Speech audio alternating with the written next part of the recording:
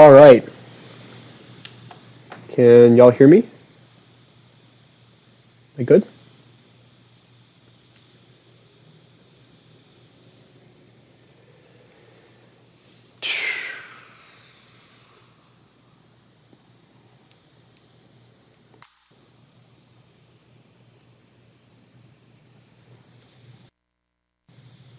Yes. Okay. Oh, one sec.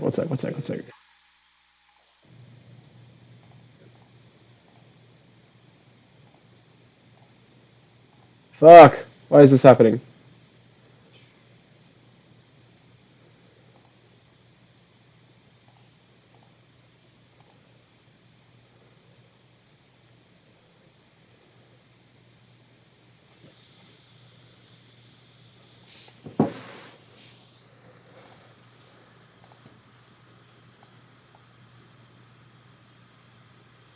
No, don't do that. Don't do that. Okay, there's commentary playback in my headphones, so one sec. I'm trying to fix that.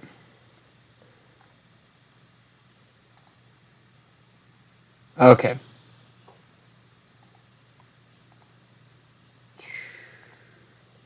All right. I think that's better. I just will have to go another stream without being able to listen to the game, which sucks, but I don't know why my system is glitching out like that. Anyway, welcome back to Xenogears. This is the third to last stream of Xenogears, and this is easily the biggest story-wise, the most important of all of the streams. I think the Solaris section is my personal favorite part of the game, mainly because of like all the stuff with Ellie and her parents and the whole Titan reveal and the way they portray it all really takes the rug out from under you, and also the way they portray Solarian society and the class structure. It's all really really cool. But I think that everything we see today is not just a close second, but it's like, to me, all of the story stuff we see today is like what embodies Xenogears. It's like if the Solaris section was what like took the rug out from under you and just like, oh my god, what a plot twist. Everything today is like mindfuck. It's like this is the part of the game that just breaks your mind. Um, Xenogears is one of the greatest stories ever written. I'm just throwing that out there. Xenogears is one of the greatest stories ever written for a piece of media.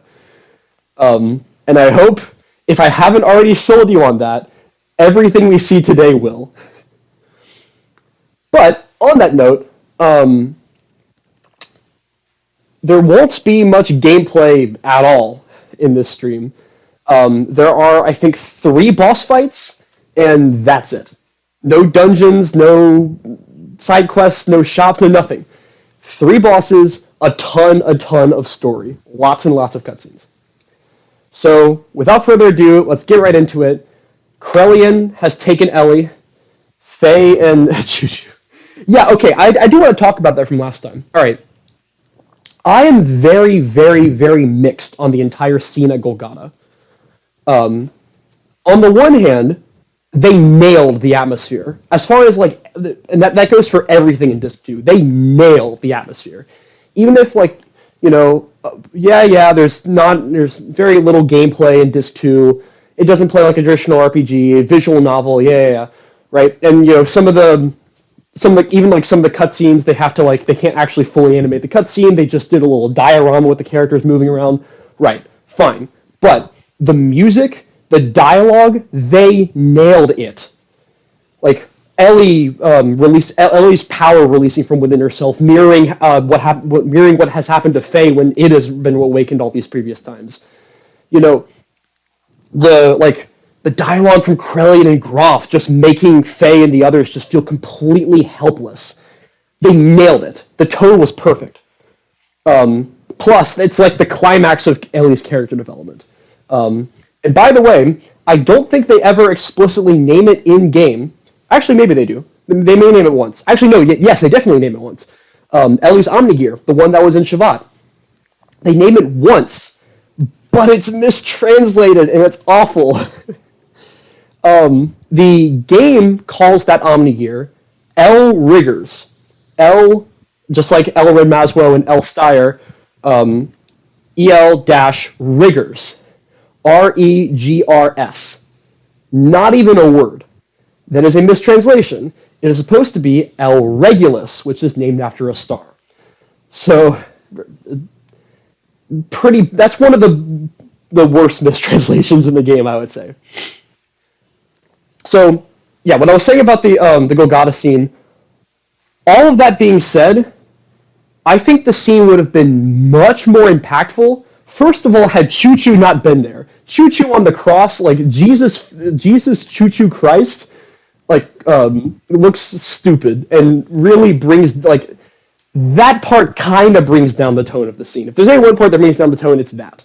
All right? Secondly, I also think the scene would have been more impactful if the characters were not in their gears. Now, I understand, there's a lot of like mecha anime and things, like they often do the thing like whatever the mech feels, the pilot feels, or some shit, right? They usually do things like that. There's some kind of connection, like intimate connection between the pilot and their mech, right? So the characters were probably feeling the pain too, right? But to me, it would have been much more impactful had the characters themselves been there on the crosses. That would have made the scene more dire. That would have made Ellie's virtual sacrifice for them a lot more urgent. And especially, like, the worst offender of it is Maria. They show Zeebzen there, but remember, Maria doesn't actually, like, pilot Zeebzen. She stands on top of it with her electromagnetic shoes and bosses it around from there. Like, she's not even in her gear. So, and I mean, yeah, it's high up. They can't just jump down, right? But I feel like it would have been better just if they had, like, a scene. They showed all the characters on the crosses atop the hill. And, like, they could have made some sort of like, explanation of, say, Krellian uses nanomachines to keep them from actually dying. So they just kind of stay there tortured forever. Like, something like that. I think that would have made the scene a little bit more impactful for me. But, either way, that's a good scene, overall. I think all things being said, that's a good scene.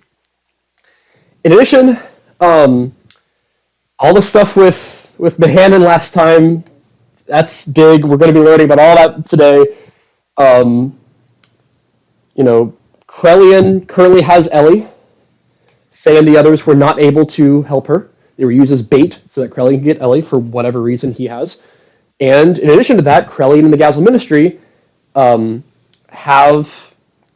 access to all the information that was in Raziel's tree in Mahanon.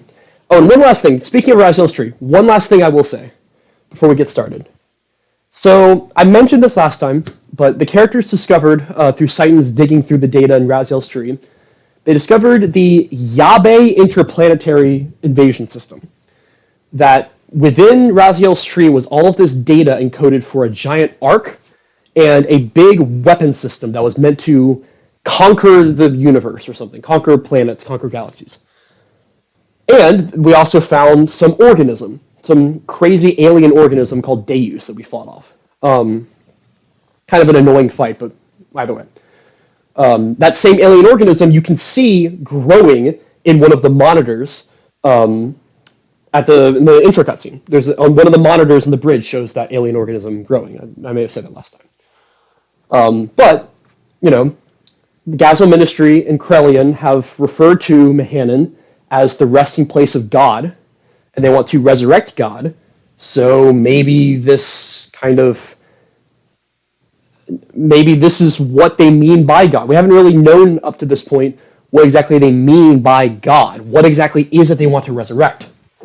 Well, maybe the combination of this alien organism, this big interplanetary invasion system may have something to do with it. We'll learn more about that today. Just something to keep in the back of your mind.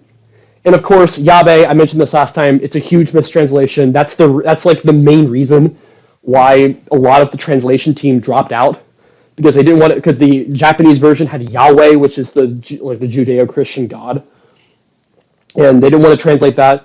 Yabe is also a pun. It's like the Japanese is Yabe-o, which is a pun. I forgot what it actually means because I don't know Japanese, but something like that. Anyway, with all that being said, let's dive straight into this. See what's happening now. See where our party goes from here.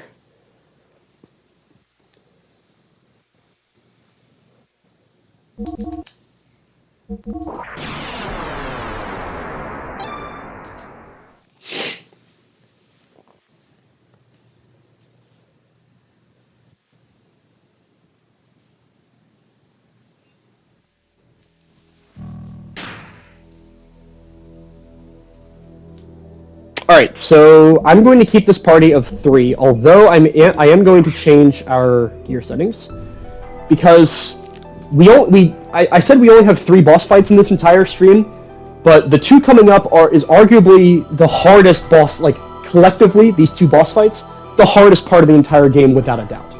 So, really should have gotten popcorn, yeah, that would have been nice. So, I'm going to prepare accordingly, in that I'm going to load my gears up with as much ether armor as possible. I don't have any ether armor plus 3, unfortunately. But ether armor would be really nice. Do I have any that's, like, good?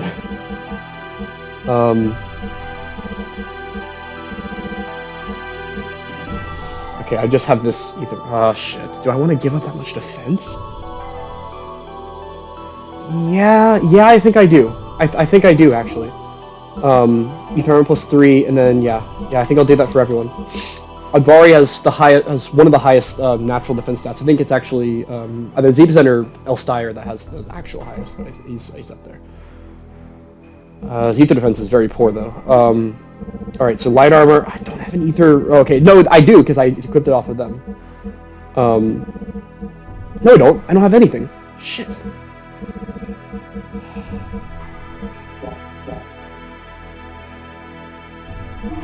Okay, I don't have anything for Anvari.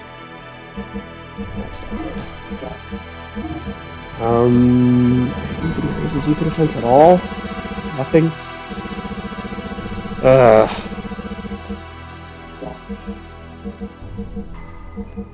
Best I can do is give him this. Actually, I may want that response, though. Yeah, no, this is the best I can do. Okay. And again, sorry if I still sound a little nasally. Still kind of recovering from a cold. Not too bad, though.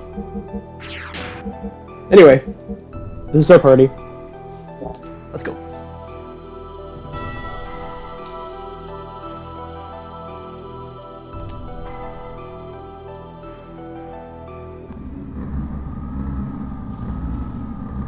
The fleshly blood of God, the body of God, has been recovered. The anima and the animus have all been obtained. All that is left for us to do is to change into the animus and become one with the mother persona. That is incorrect. What? What do you mean, Krellian? What did you just say? What are you doing? Krellian, have you gone totally insane?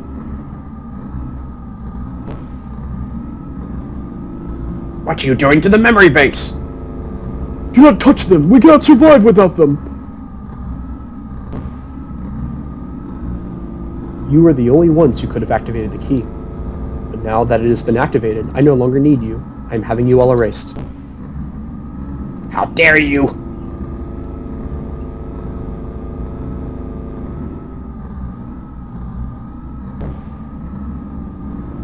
The only obstacle that kept me from my goals was Cain. He was the one person who had total control of the people, and thus was my greatest nemesis. But the only person who could terminate Cain was Cain himself. That's why I created a copy of Cain. Ramsus acted exactly as I predicted, killing Cain. Now there is no one who can stop me, and I'm not interested in your power or authority. Did you really think you were acting on your own free will? You are all just parts of the system. Created only as weapons of invasion and oppression, you are just terminal interface weapons. We can't become God, and you're...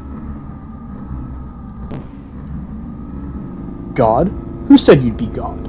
What impertinence! We are humans. We were created to be terminal interfaces of God. It is the same for you, who were once humans. Man cannot become God. We can only entrust ourselves to God. Ridiculous.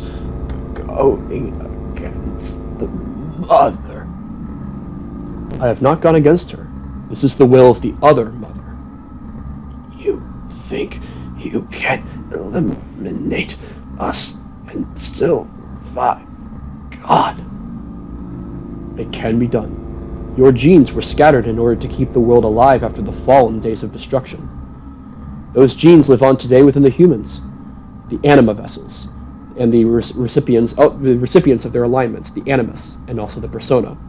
By combining these with my nanomachines, humans will become living beings, very much the equivalent of you. Actually, they may far surpass you in becoming worthy terminal interfaces for God. So you are no longer of any use to me. Deus, the physical manifestation of God, only wants results. The means are insignificant to him. So this is my ARC plan, my Project Noah. Worth mentioning here, Project Noah was actually the original title for Xenogears. It was the working title for Xenogears when they were developing it. They called it Project Noah. And it's possible the name Noah in Xenoblade 3 could be a reference to that. Brilliant. May all your worries cease. Rest in peace, ancestors of mortal man.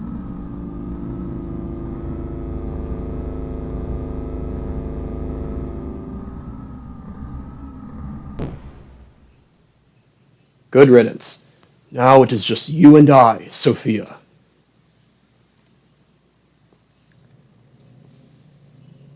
Okay, I'm going to pause it there, if I can. Yeah, there you go. Okay, so I may be doing this quite a bit today, and that's just so that I can explain some things that may be confusing, because this game is very complicated, and gets to the most complicated stuff today. So I'm going to explain some of this.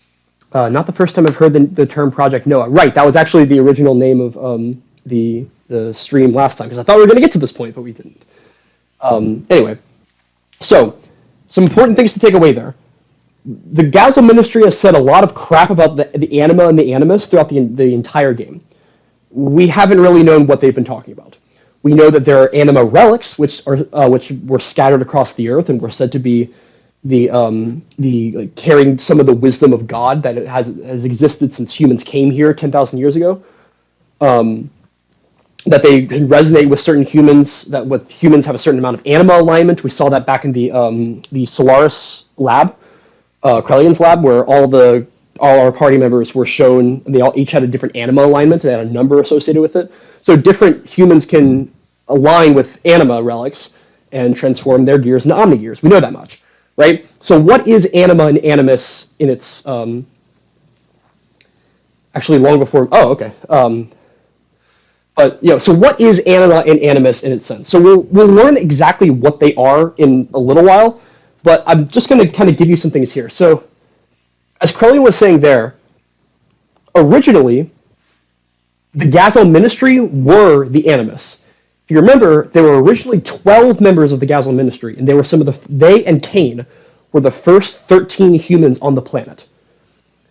Besides that one girl from the opening cutscene, the girl with the long hair, long purple hair. That's the mother, as Krellion keeps calling her. She calls her the mother. So originally there was the mother, there was the only survivor from the ship, and then the 12 members of the Gazel Ministry and Cain. Those were the original, right? The first humans made, so to speak. We'll learn more about that later.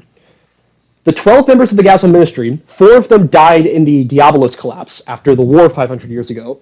The other 8 put their minds, they were heavily damaged, they put their minds into the supercomputer that Krellion just turned off and effectively killed them. But, either way, the Gazel Ministry were the original animus. That's what Krellion said there. But, after the Diabolos collapse, when 4 of them died and the rest lost their bodies, the animus spread across the world and was taken up by some humans. So the animus and the anima, these are terms, by the way, from Jungian psychology. Carl Jung is, Takahashi's actually a really big fan of the psychologist Carl Jung. And a lot of his games have references to Carl Jung. I can explain this more later. But in Jungian psychology, the anima was like basically like the female archetype, and the animus was the male archetype. And in Jungian psychology, he advocated people kind of unifying their anima and their animus, like becoming a whole person, unifying your female parts and your male parts of your mind in order to become a big person. Anyway, so the anima relics align with certain animus. The Gazelle Ministry, when they lost their bodies, the animus spread across the world and was taken up by humans. And that's how our party and, some of the humans from 500 years ago were able to have animus, and that's how they were able to align with anima relics, because they had some of the animus. So the Gazelle Ministry were no longer the animus. They thought that they still were. They thought that they could align with the anima relics, and they could become one with God or whatever, become terminal interfaces. What all that means by terminal interfaces is just like becoming a part of God, right? The kind of conflict of interest was the Gazelle Ministry wanted to gain the power of God and become gods themselves and leave the planet and try to conquer the galaxy, whereas Krellian wanted to become one with God. And Krellian ended up winning out in the end. He doesn't care whether the Gazelle Ministry are the animus or not, whether they get the anima relics. He doesn't care that the humans, our party, currently has resonated with the anima relics already. He just cares that God is resurrected and all humans can become one with him. Anyway, that's explaining all that. We'll learn more about that later. Also, they name-dropped Persona, another thing I'll talk about in a minute. We'll learn more about that later on. Okay, let's go.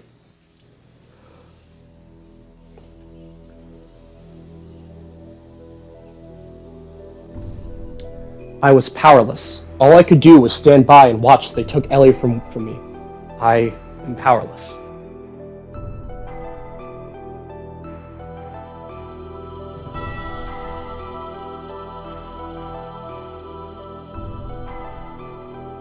Sorry, I needed to cough there. I didn't want to cough into the mic.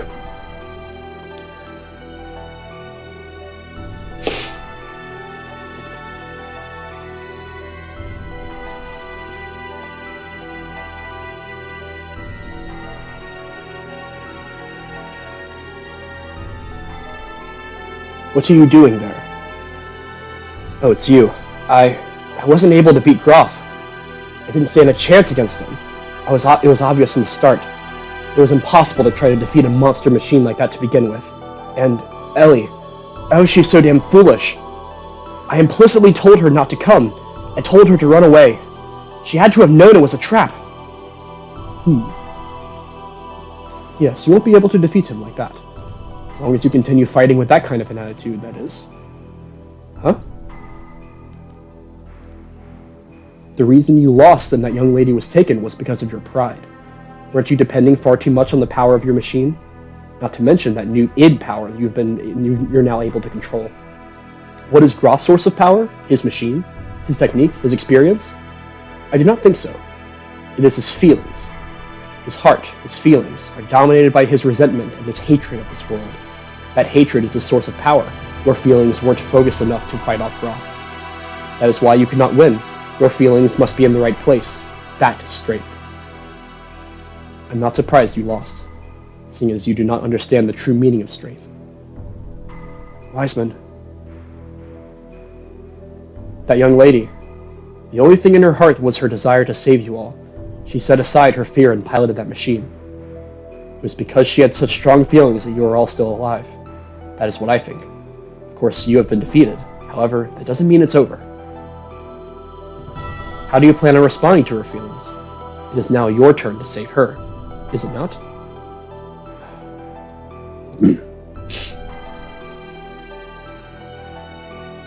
Well, what are you going to do? Say.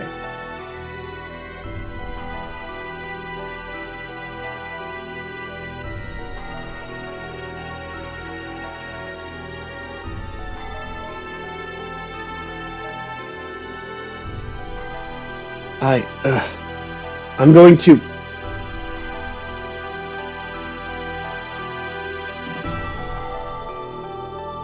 In order to save Ellie, we began to search desperately for her whereabouts, and 2 weeks later, we found her. Using the data obtained from Raziel and his own nanomachine technology, Krellian had begun the construction of God's Ark, Merkaba. That is a mistranslation. It is supposed to be Merkaba, which means chariot in Hebrew. It's a reference to the Bible. Its completion was imminent. To prevent its activation and to rescue Ellie, we headed for Merkava. So within Raziel's tree were the codes to construct this ark for God, and that is Merkava. That's also why Krelian named his project Project Noah, because he was constructing an ark for God like Noah did in the Bible.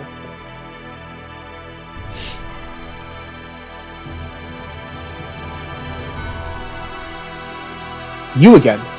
Are you girls thinking of going in there too? Don't get any wrong ideas here. We are here to help our commander. Yang and Krelian have been manipulating his emotions for the sole purpose of eliminating the Emperor. We simply want to free the commander from those bonds so that he may be saved. It's neither for the sake of the world, nor for the sake of your girlfriend Elheim. We have no intentions of fighting on the same side as you. Fine. You have your own battles to fight, and we have ours. Let's leave it at that.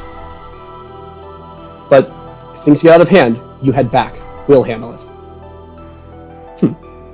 We'll make you eat those words. You wait and see.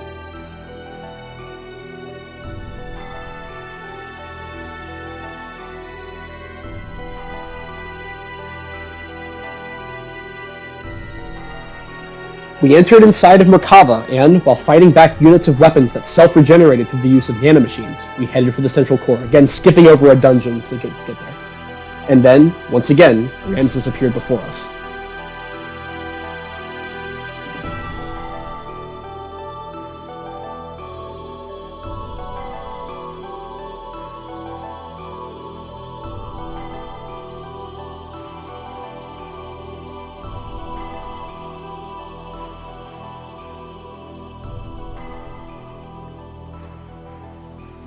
Recognize those statues? Isn't it interesting that we find the one-winged angels from Nissan, or those same statues, here in Merkava?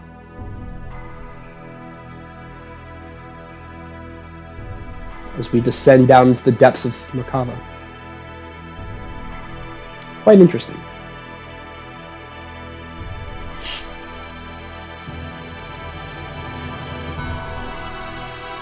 Okay, so coming up we have our one final battle with Ramses.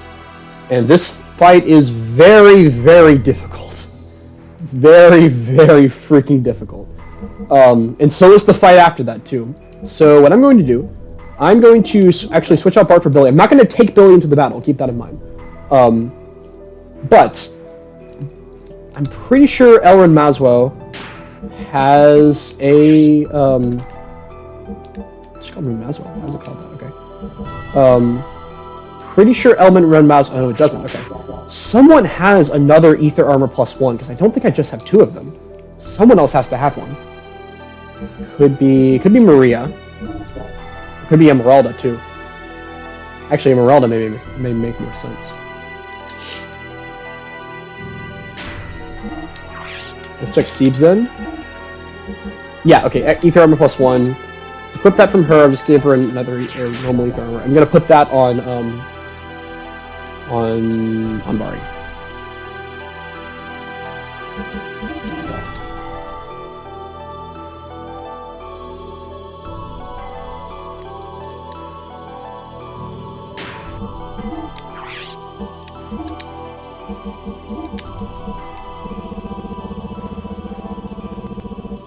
Ether Armor +1. Okay. Alright. I'm content with these two the way they are. I could put... Yeah, that'd be useful. 600 defense for everyone, plus some extra Ether Armor. Yeah, that's good.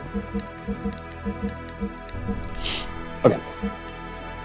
Frame HP 50, frame HP 30, frame HP 30. I may actually want... No, okay, the 30s are fine. 30s are fine. Dark Knight returns. One last bout. Out of our many fights with Ramses. Many fights with Batman. Batman returns for one final battle. In the Ark of God.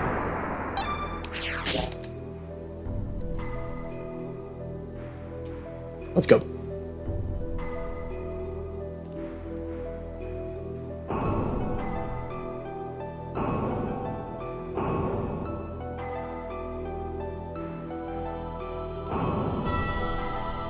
So Krellian was able to construct this whole arc in 2 weeks with his nanomachines and the information from Raziel's tree. It's interesting. Nanomachines work quite quickly. They're a very powerful technology, as we've heard throughout this game. I've been waiting for you, Faye. Ramses. And he has a new gear this time. Faye, if only you hadn't have been born. We're going to settle this now. Stop it, Ramses. What reason is there to continue fighting me? Who are you fighting for? Why do you always have a bone to pick with me? Tell me why. It is all because of you. If only you hadn't come in and destroyed my prospects in life. My life was given to me within a nanoreactor in Krellian's laboratory. To be born as the superior being above all humans. Then...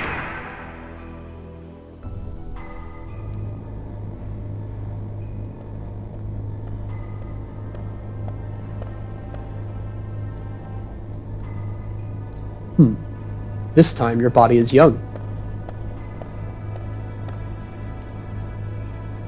The previous one got too old. And the name? Karen. But individual names have no meaning to me. So, what brings you here?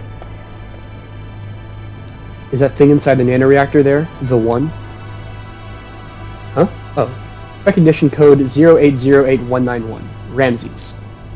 The Emperor's been told it's a prototype for an artificial contact. What's its status? It has entered the so-called first growth stage. From now until the binding, its growth will be several times faster than that of a normal human. But its psychological development will be a little difficult to control. It is a replica, so that is to be expected. It is moving. Can it hear us? Yes, it already has a will of its own. Then, I have a better way. Let us dispose of it. We do not need this. We have my child. My child will be 4 this year. Your having a child is significant? Yes. I checked it out. There is no mistake. It's a contact. What's its name? My child's name is Faye. So, you understand what this means? The corresponding antitype is... Yes. Probably already born somewhere. The final one. Then, this thing is worthless. Yes, totally useless.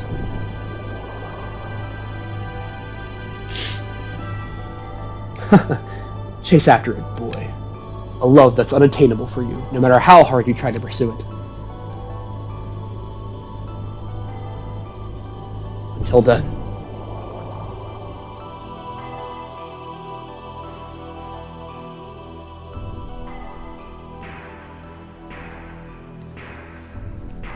Because of your existence, I was discarded. I was destined to be the representative of God, having the might of the Emperor. I was destined to be the ultimate existence, having the power to exercise absolute control over all. But I lost it all because of you. My mother? How do you know her? Ramses! Commander, please stop this! Commander, if what you said is true, then that is even more of a reason not to fight. You were just used by Krellian and... Silence! Even you, dare to censor me! I saved you from nearly becoming a test subject, and now you turn on me! You are mistaken. We are only thinking of your best interests. Silence! Ultimately, only I can help myself. I am the only one that can correct this. This is the end for you! On guard! Because here I come, Faye!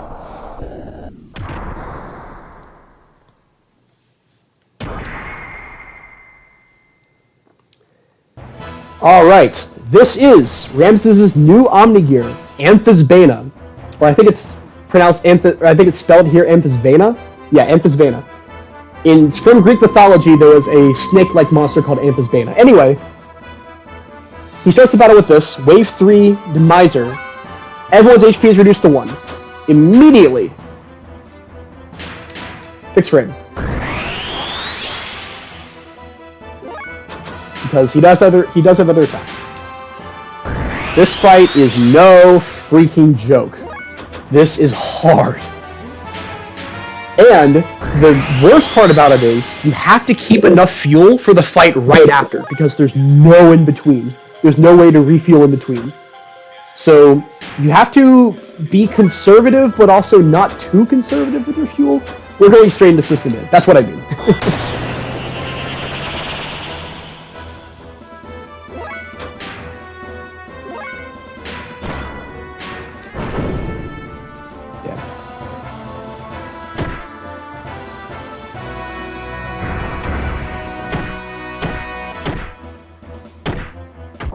That's a lot of HP.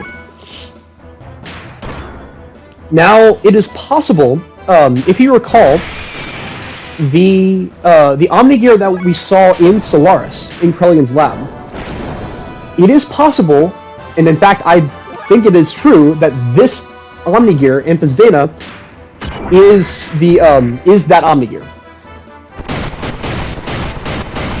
I think it was kind of speculated either by Raheem or someone else in the chat that Citan's Omnigear, Fenrir, was actually that gear. I don't believe it is. I think Citan had his Omnigear in a separate place.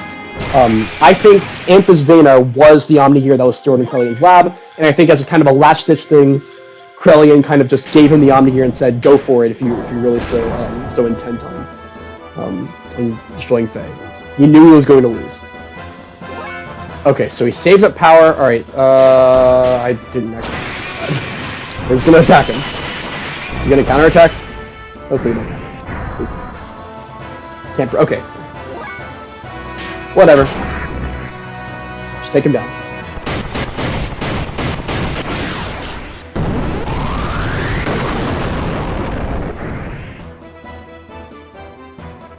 We broke it. Okay.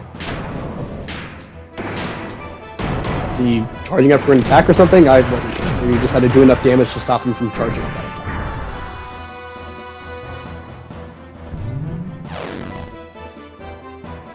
Okay. That's a camera broken. That's fine.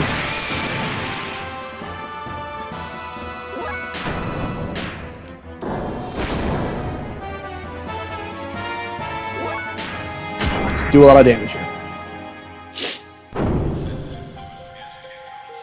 Oh shit. Well, that's what camera damage does to you.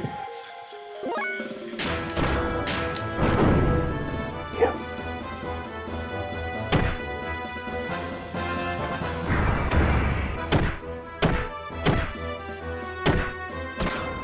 Okay, yeah, Citan needs to restore fixed frame like yesterday.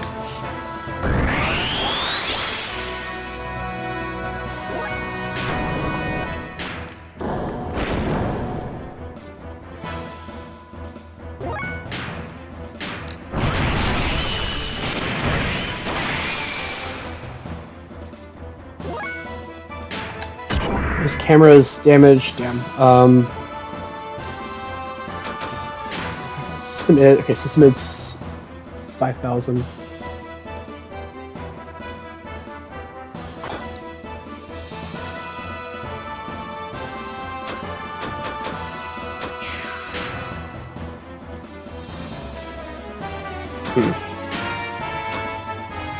Okay. I'm actually okay. How do we go about this? Just attack. Just attack. I'm not gonna. I don't want to use too much fuel. That's the problem. Ah! Well, I'm gonna have to anyway. Shit.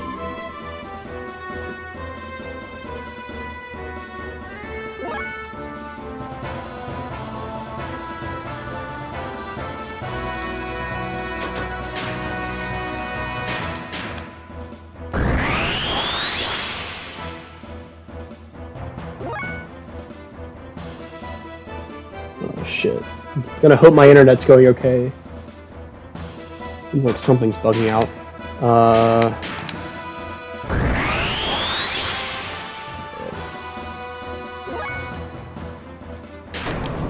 Just go for it, Bart. Damn it!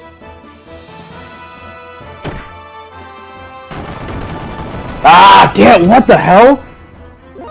Okay, that's not good. Just fight on. Fight on, everyone else. Keep going.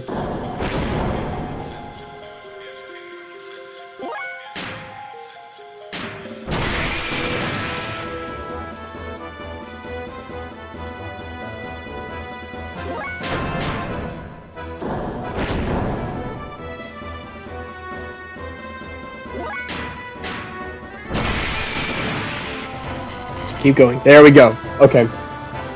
Faye comes back with 1 HP for the next battle. That's... shit. Doesn't put me in a very good position, and we're out of fuel, so... we'll see how that goes. Let me check on one thing with the stream really quick. It seems like... something happened to my YouTube, or... I don't know. Let me check this out real quick.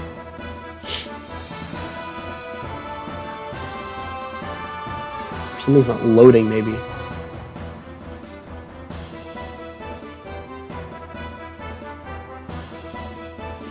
Didn't say anything about low bandwidth. What? What's going on?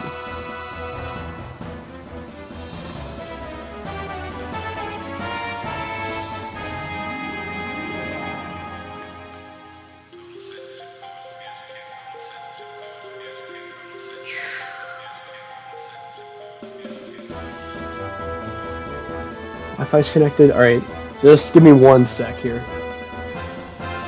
Seems like the stream is up, but I can't access my YouTube interface.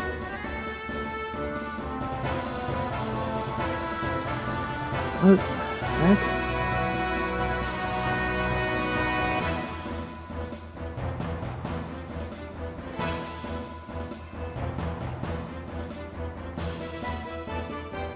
Okay, well, I can access it on my phone. I don't know what my computer's doing.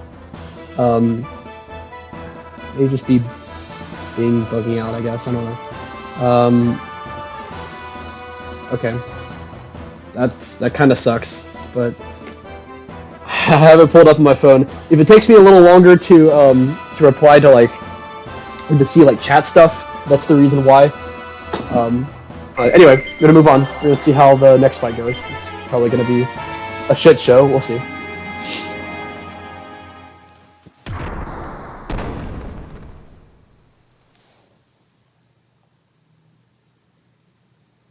What's this?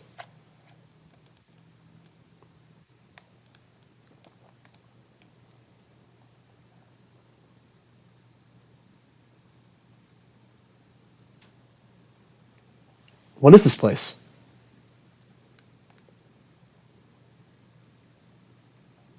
This is where Carl was born, and where his nature of you was forged. Who's there?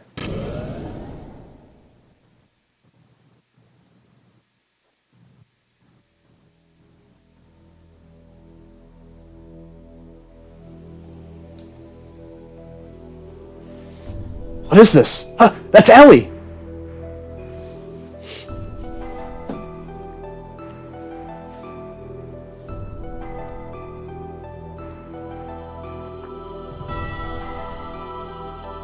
Ellie! I would have liked to have been able to commend you for making it here. But your efforts were all in vain. The resurrection of Deus is imminent. Sacrificing this girl will bring about the awakening of God. What are you talking about? Why does Ellie have to be sacrificed? There's no need for you to know. For all of you, it will all end here. Ugh.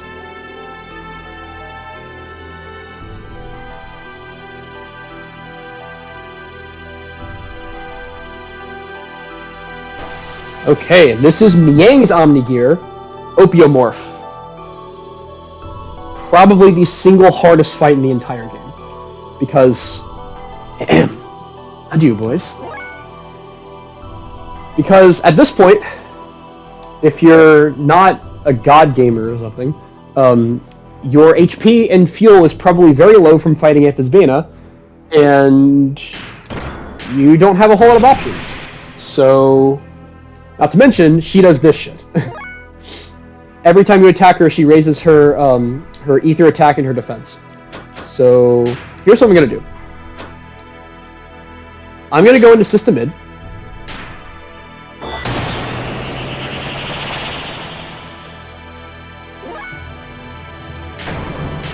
You just attack.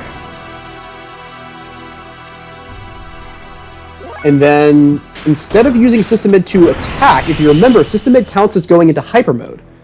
So, I'm going to use this chance to charge.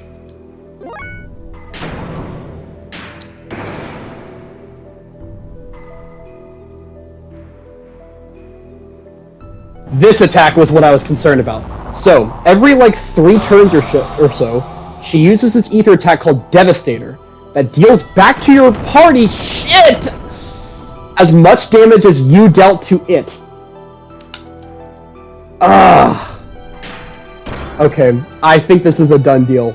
I don't think I can win this match. We're gonna keep trying though. Try for a miracle, I guess.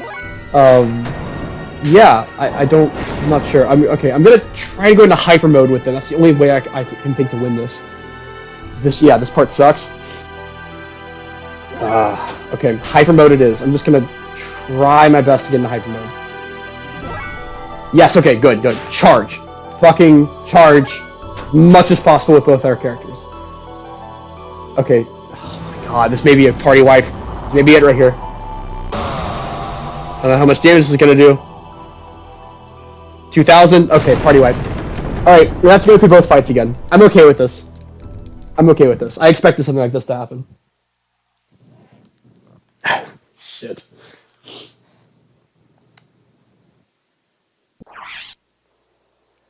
Alright, really what it comes down to is, it all comes down to the Emphas Bana fight. In the Emphas Bana fight, he starts the battle with Demiser, and then, like, we need to be able to kill Emphas Bana before he uses Demiser again. We can't let him use Demiser again. So we gotta, like, go full, like, just all out. And honestly, the way to do that, probably I should put Faye in, Booster before he goes into System Id. I think that'd be the best option. All of our characters in Booster, Faye and Booster before going to System Id. If I had the speed item that I could have gotten from beating Hammer, this would have been even easier because I could have just given that to Faye and he would have had Booster mode without having to use fuel right from the get-go, and he can just go right into System Id and just start attacking. But it is what it is. Alright, so we're gonna be seeing this cutscene again. This is kind of the reason I anticipated this being a long stream. And this almost certainly at this point will be a very long stream. So probably be about another like 2.5 hours or so. We have a lot of story I want to get through here. But yeah, yes, Raheem, this part is BS. Yeah, they throw these really gimmicky boss fights at you. This is kind of like I guess they're trying to like make up for not having not having dungeons by having like the most gimmicky boss fights ever. This between like Emphas Bana and Opiomorph, and previously Deus also being like extremely gimmicky, and Hammer before that. Like, come on. I like the G Elements fight because it was just straightforward, and it was like an interesting gimmick because they like changed their elements, right? But besides that, it wasn't like battle obstructing. This is just BS. Don't think I could have put it any better. But at least they make you work for it. Without a doubt, the hardest part of the game. Yeah, I can review these scenes. A lot of this dialogue, actually, the first time Faye and Bart encounter Ramses in Fatima Castle, Ramses has a brief flashback where he sees some of this dialogue, particularly with Faye's mother, Karen. He has a brief flashback where all this dialogue suddenly comes back to him when he sees Faye fight. Because he's remembering Id. He's remembering his experience in the Elru invasion, having Id just completely destroy his gears.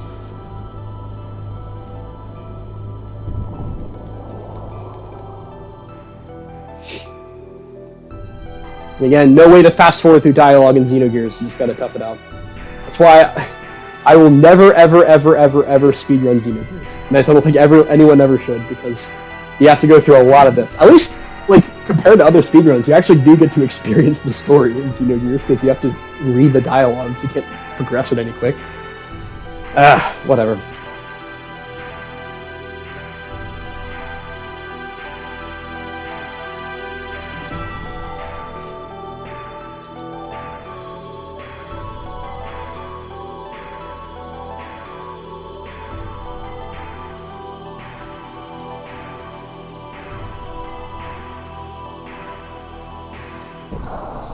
Years before skipping cutscenes.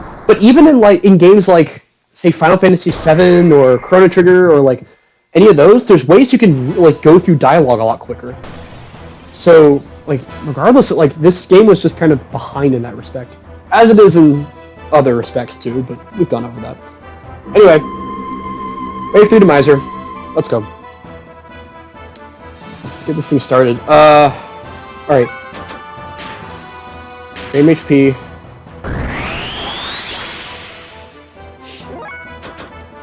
Fixed frame.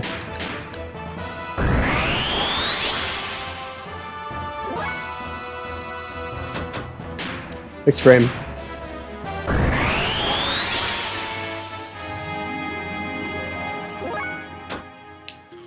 Then booster, booster, booster. Now I can start fighting. Just build up attack level with the other two. System id.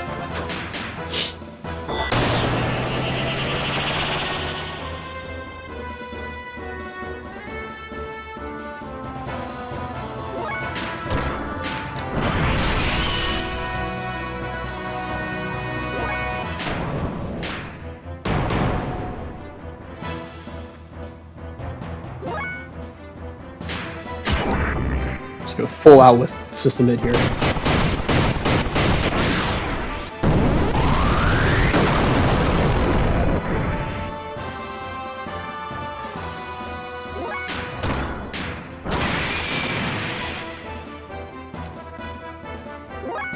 Break blaze pose.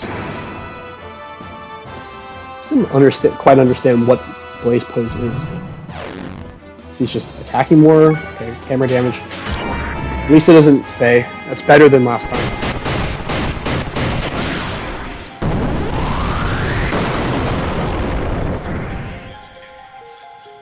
Okay. There we go.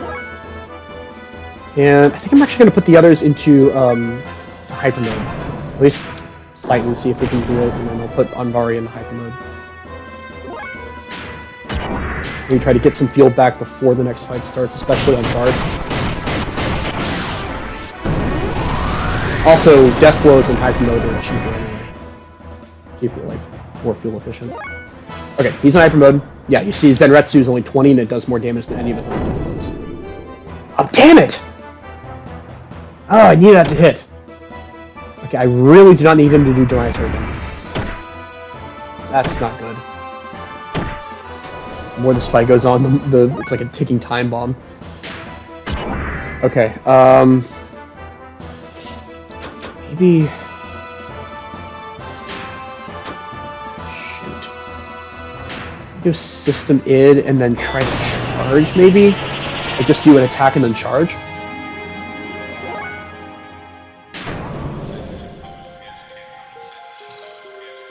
Ooh, I need to attack. This camera's... please work. Okay, please snake, please hit. There we go. There we go. Do some damage. Good. Zenretsu again. Please. Go for it. Okay, nice. Let's do enough damage. Okay, now I need to refuel Faye so I can start the next battle with enough fuel to just go right into system.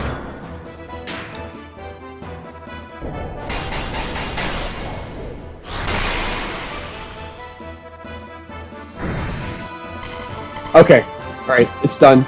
I can't go right into system at the beginning of the next fight, but at least we have more fuel on our other characters, so they can kind of hold her off. Jeez. Okay. Should be good this time. Feel a little bit better about this.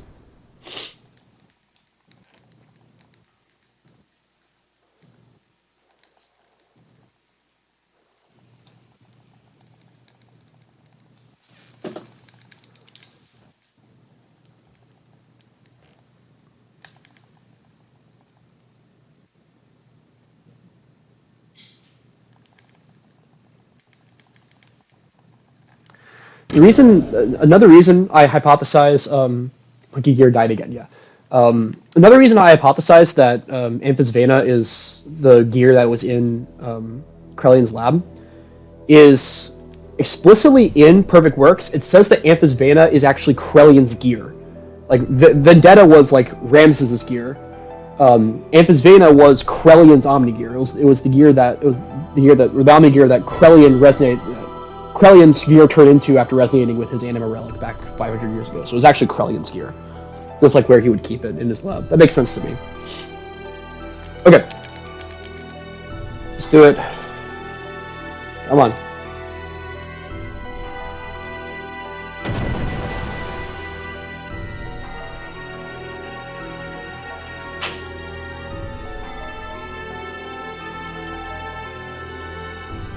Let's get it done this time.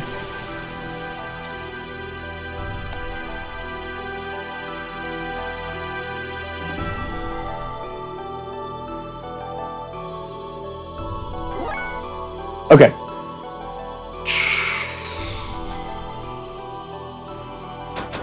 Fixed frame. I think I'll start with this. We'll just have to build up fuel over the course of the fight. Oh, this is Faye.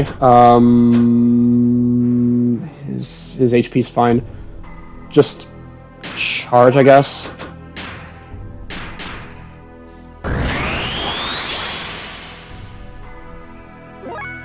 Okay. Attack.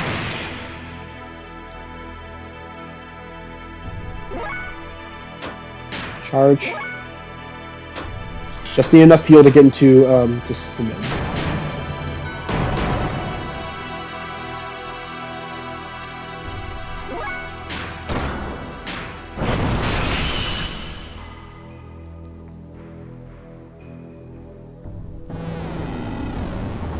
This move, by the way, is the reason why I wanted all that ether defense on these gears.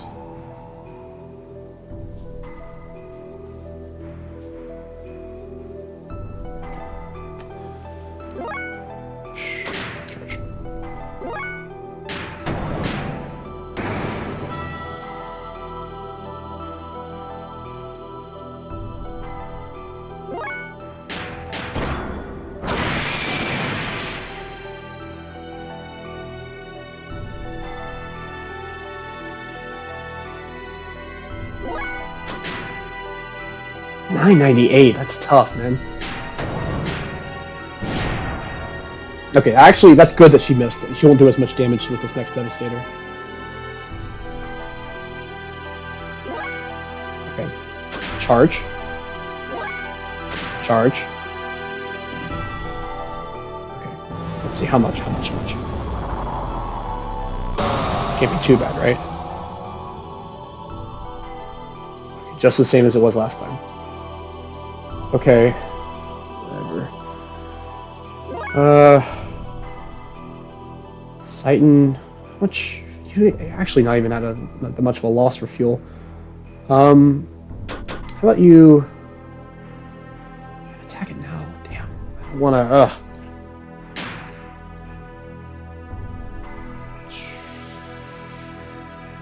Fixed frame. Yeah, fixed frame. And charge back that fuel with the rest of the hyper mode. Hyper mode lasts for 3 turns. Charge. And then you can go right into system mid.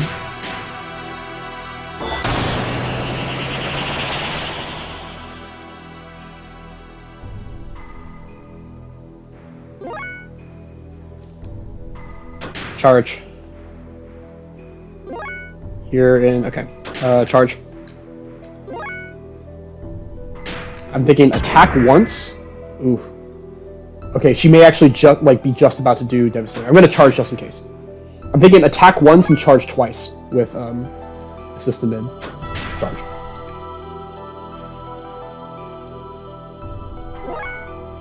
Damn. I don't want to attack her before she does Devastator. I'm just gonna charge again. If this next one's Devastator, it's fine. And just in case, fixed frame. Keep him alive.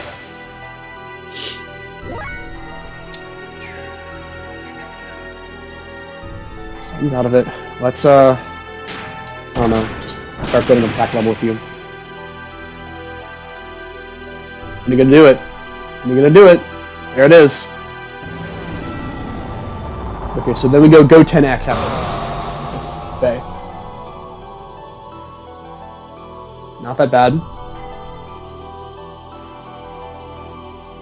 Yeah, her defense is down, so this should do a lot more damage here, too. Alright. Go for it.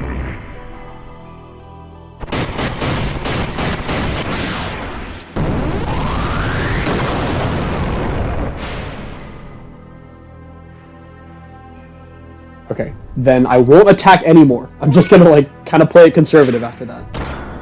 Well, not attack with him anyway. Try to build up attack level here.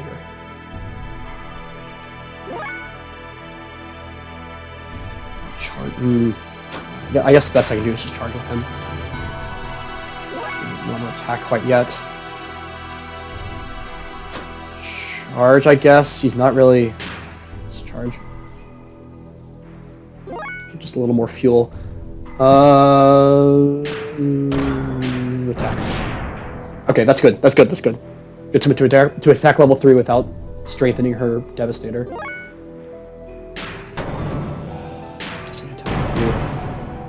194 is not too bad.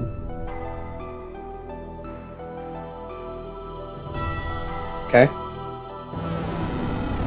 Shouldn't kill anyone. That's fine.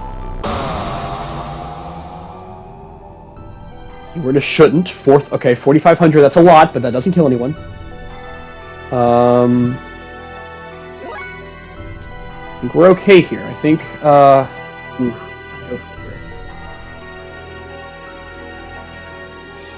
Try to get him in hyper mode again, maybe? Just attack.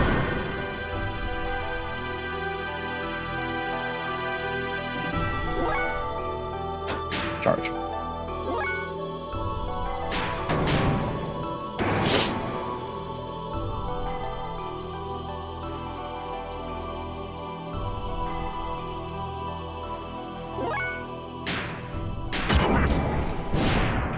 Okay, good.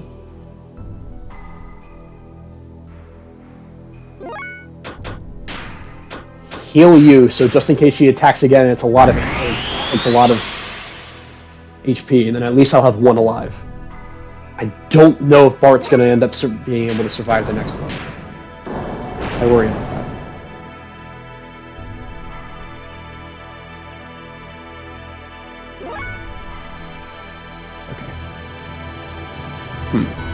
I want to do enough to where she kills Faye, so I'm just going to charge.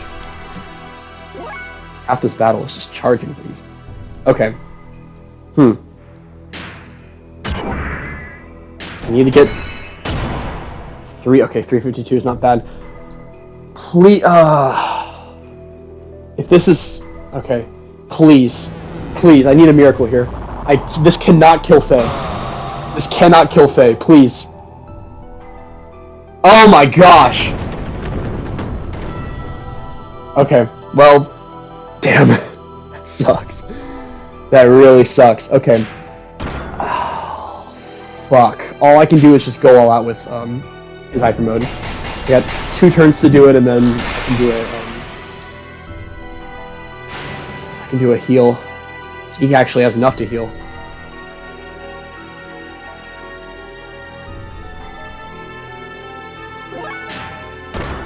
Okay, well, it's a heal.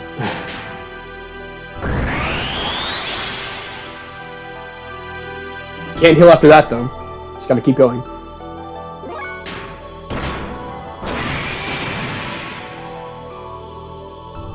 Trust in luck here.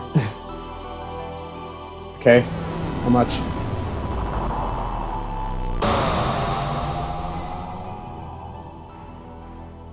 Okay, not bad, not bad. I'll take that. Ether attack rises up. Okay, we're getting near the end of the fight. That's a signal we're getting near the end of the fight. Okay.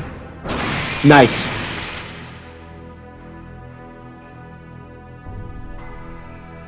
Okay, now she's gonna start doing it more. How much? Your attack raised from last time. How much? Oh my god. Okay. I think... Ooh, do I want to put him in booster?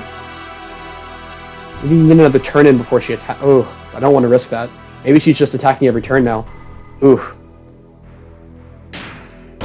Shit. Maybe you gotta. Oh my gosh. She's not gonna get any weaker. Her next one, her next attack is bound.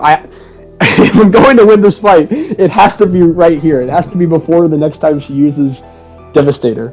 But I can risk it and see if I can do Booster and he can get another turn in before he does Devastator. Oh my gosh. Okay. No. Yikes. Okay, no, never mind. So, yeah, my chances are the same either way. If I do Booster and I do the same, like, level 2 Death Blow, it's not going to do any more damage than it would do right here, so I'm just going to go for it. Fujin. Nope, okay. And she's about to kill him, right? Damn it.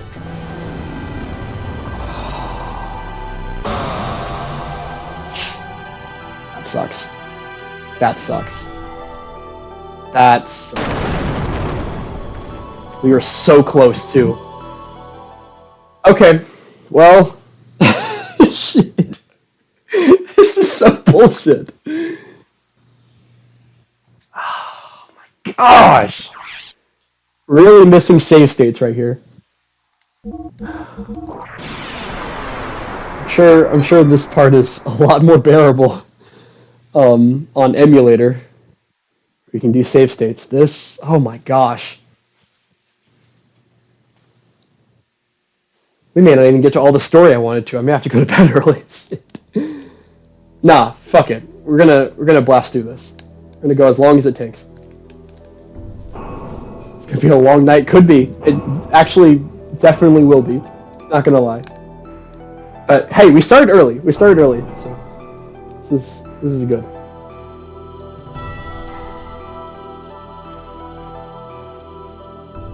These fights are real BS though.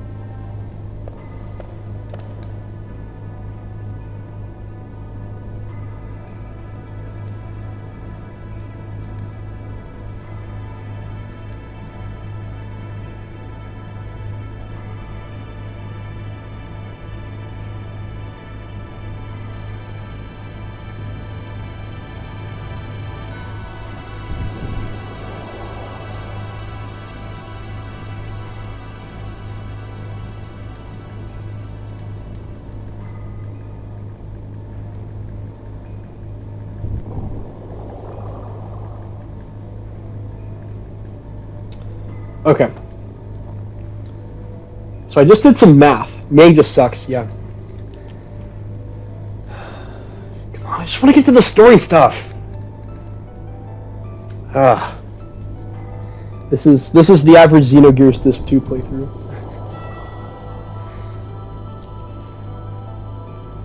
You're inundated by story, and then you get to a like freakishly hard boss battle, and you want to get back to the story. It's like people who say that Xenogears Disc 2 is just a visual novel. I wish it was just a visual novel. I wish this shit was it.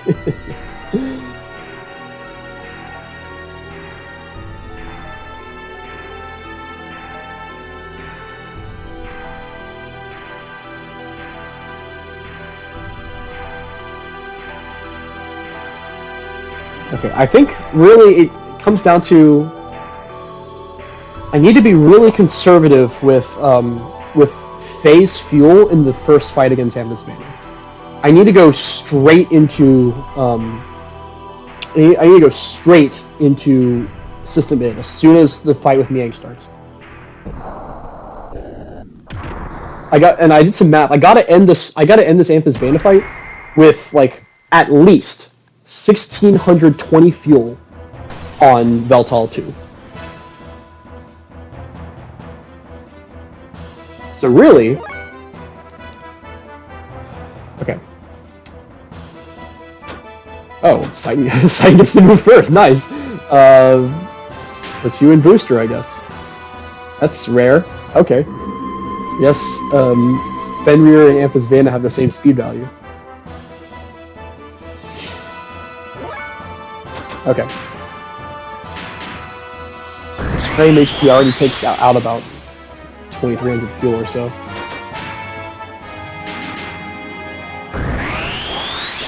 Kind of makes me think maybe if I really hope not, but if by some chance I end up having to restart again, makes me think maybe I should replace the frame HP on Veltal with like a HP 30, not a 50.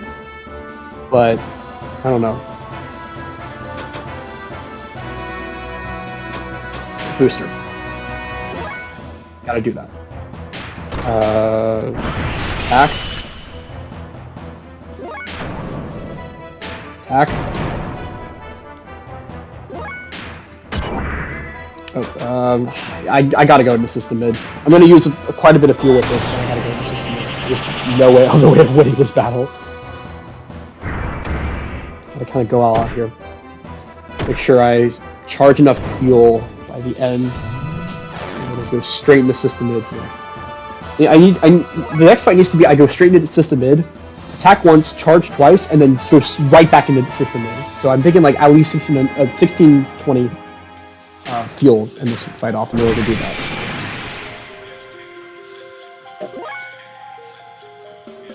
"44 seconds. Must beat Batman. 44 seconds.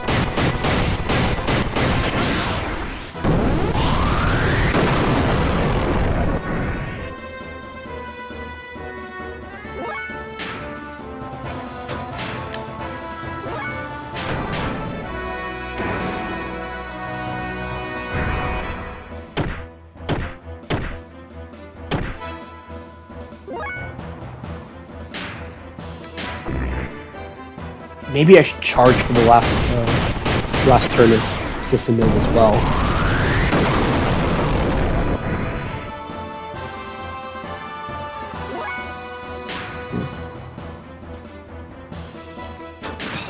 I need to go in hyper mode.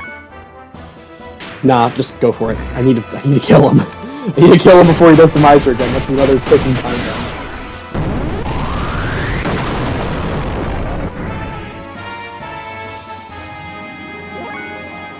Come on, jeez, I can't use any more turns. I gotta just go for it. I can't waste any more turns with. I only have so much to waste here. 4,700. Okay. And Vari needs to go into booster. He needs to attack more often.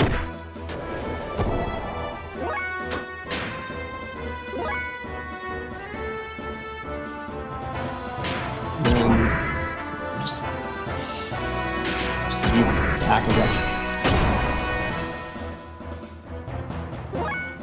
1664, okay. Shit. All I can do is attack. Go for the best.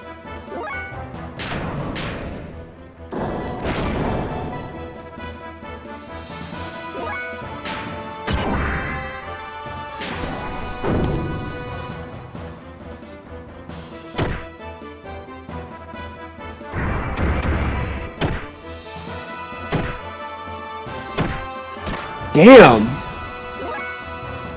Okay, well. I can heal at the beginning of this fight. Come on. Come on, Sighton.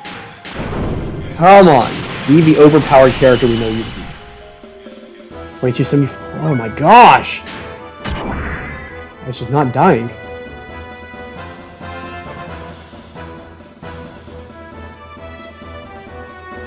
Still going.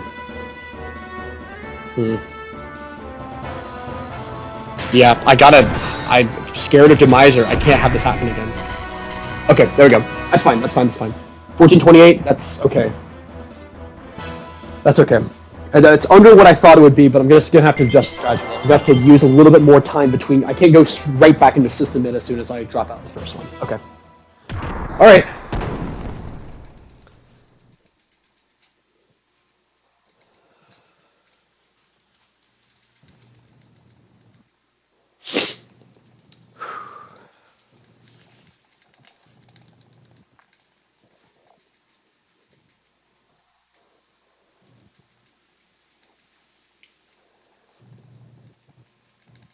Then I need to heal Fenrir as well.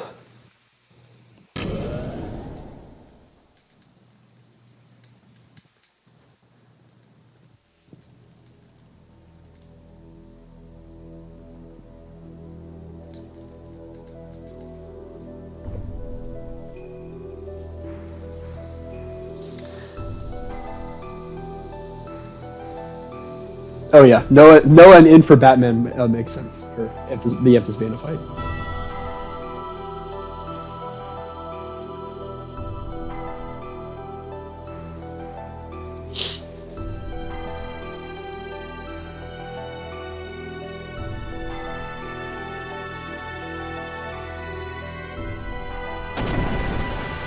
Okay. Here we go. Once more. Third time's the charm. Come on. Come on.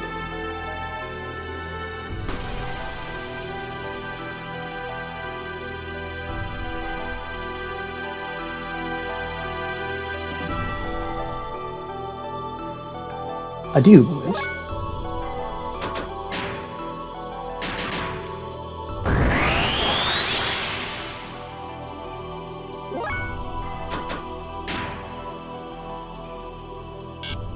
No, it's not what I meant to do. Okay.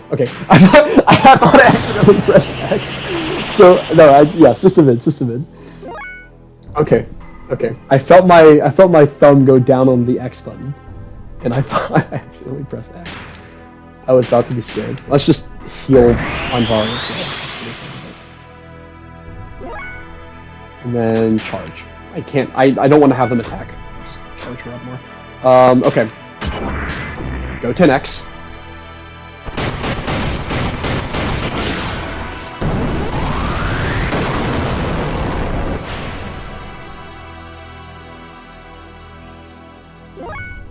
Okay, charge. Charge. This shouldn't do very much. I only attacked her once. I like motivation to strengthen Ellie's cross. It's just constantly leaning over. Okay. Charge. Charge. Charge. Charge. Charge. We can't do anything to her, she can't do anything to us. Devastator is her only attack, so just gonna keep charging. Charge. Charge. Okay. Shouldn't do it. I don't think this should do anything. If I'm correct on how Devastator works, this shouldn't do anything. Or, okay, very little. I'll take that. It's fine. Just very little to Velta on this. Charge. Charge.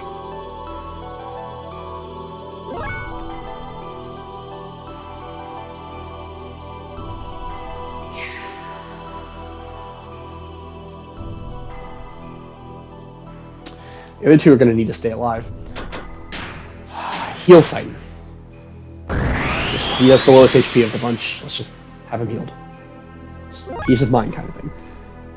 Charge. Okay. I have 68. Alright, I can do system mid that leaves me with 68 fuel. So I can do 3 go 10x and just like annihilate her. That's kind of the plan here. Or I can charge them. I think I'm going to charge them. I think that's my plan. I'm going to charge them. And you know what?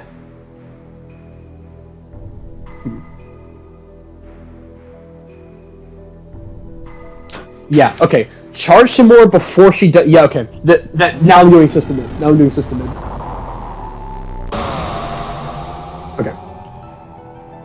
Actually, I have another idea. I have another idea. I need to just like obliterate her. That's the plan here. So I'm actually gonna have Fenrir and Anvari go into booster.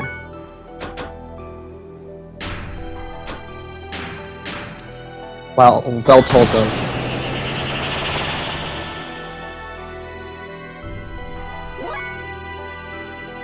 And just like knock the crap out. Or, you know, that too. And now our defense is up, damn it! Okay. Booster.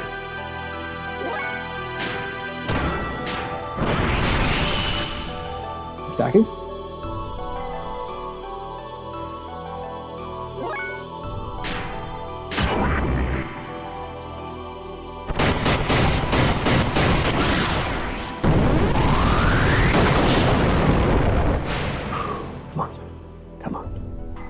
Come on.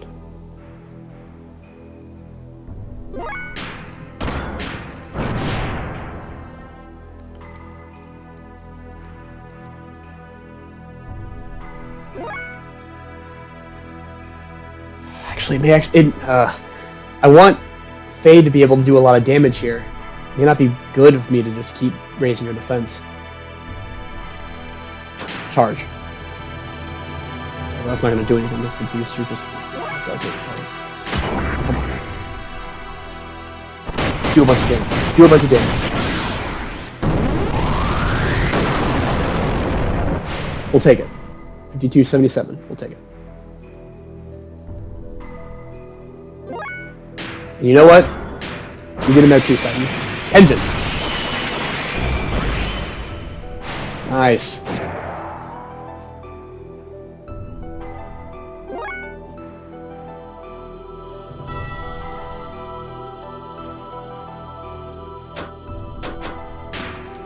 Let me try something. Idrisil charge.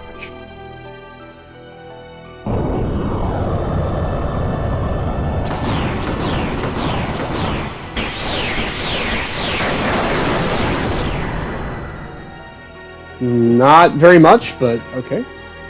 Maybe wasn't worth it. Sure. Oh, well, let's see what this does. Let's see what this does. Not bad. We'll take it. We'll take it. We'll take it. We'll take it. We'll take it. We'll take it. We take those. Now just attack. I need to just kill her before she does it again. I think that's the plan now. Attack, attack, attack, attack, attack. Keep going. Just keep attacking. Attack until we can't attack anymore. So the stress feels like an endgame boss, yeah? Go 10x. Come on. 5,000 should be enough, right? Right? Usually does about 5,000. 5177. It's done! Okay! Now we can get to the story stuff! Alright. We're what, an hour and a half into the stream? Now we're getting to like the really good, like the really big story stuff. All right, y'all ready? Buckle up. Buckle up, y'all. Why are we powerful? Yeah, eat shit. Okay.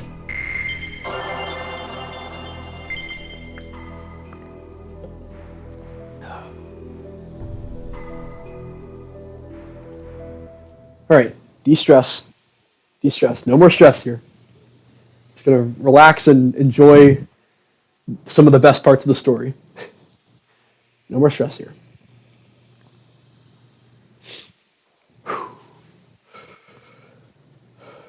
All right, now let's go learn the truth of the world, shall we? Let's go.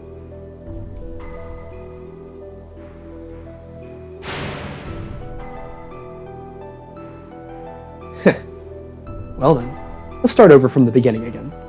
You think you can beat me this time? What the? I thought I defeated you!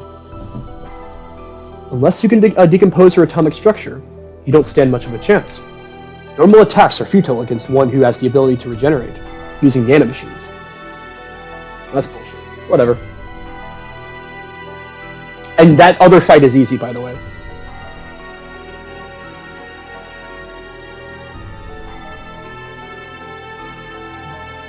Now the time has come for the Great Awakening. What the? My body feels like it's being torn apart. It is our Omnigears. It's pulling me in. Damn, what's going on? Huh? Hey, is that our Omni? No, that's not it. Is that our Anima Relics? Is it trying to detach the Anima Relics from our Omnigears? Deus is swallowing up our Anima Relics.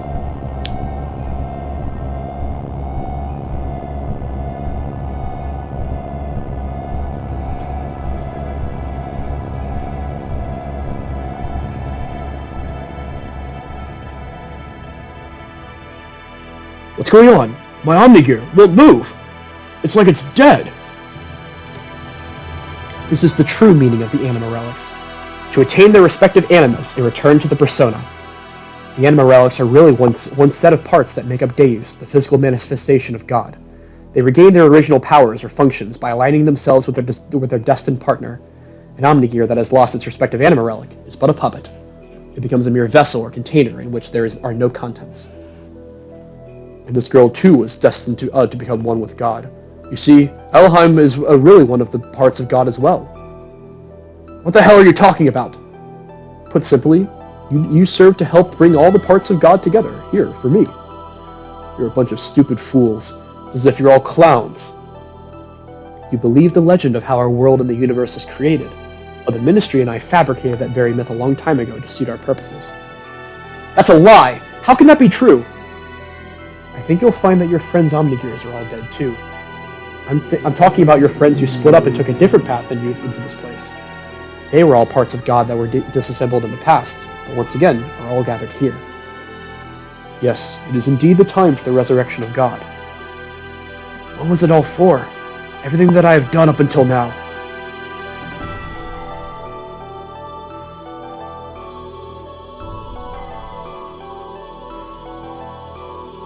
Ramses? It's just you. What are you doing here, Kar?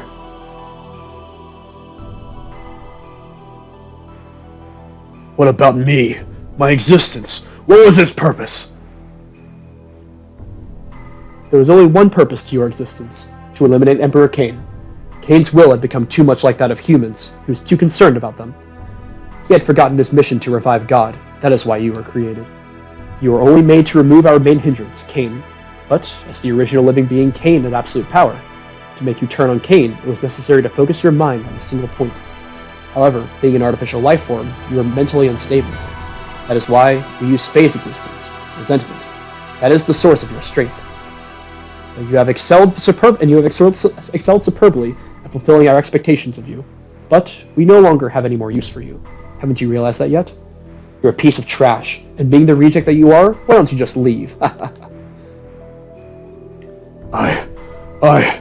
What was I born for? What was I living for? Pathetic excuse for a life. Why, you aren't even human. Now, what to do with the lot of you? Well, I can't just kill you all, seeing as you have served me so well. So, as a reward, I'll allow you to be sacrificed too, to be assimilated into Deus along with this girl. Ramses!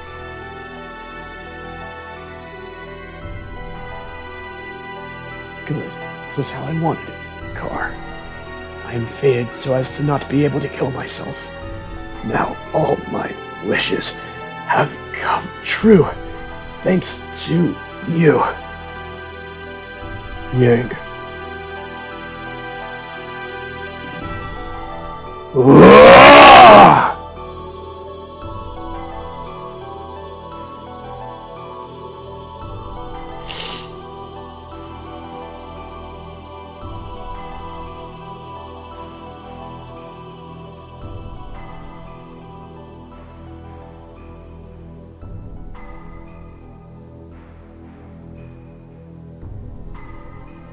Too bad we missed the action. Our Omnigears gave out on the way here. Anyways, let's hurry up and save Ellie. Yes, I know.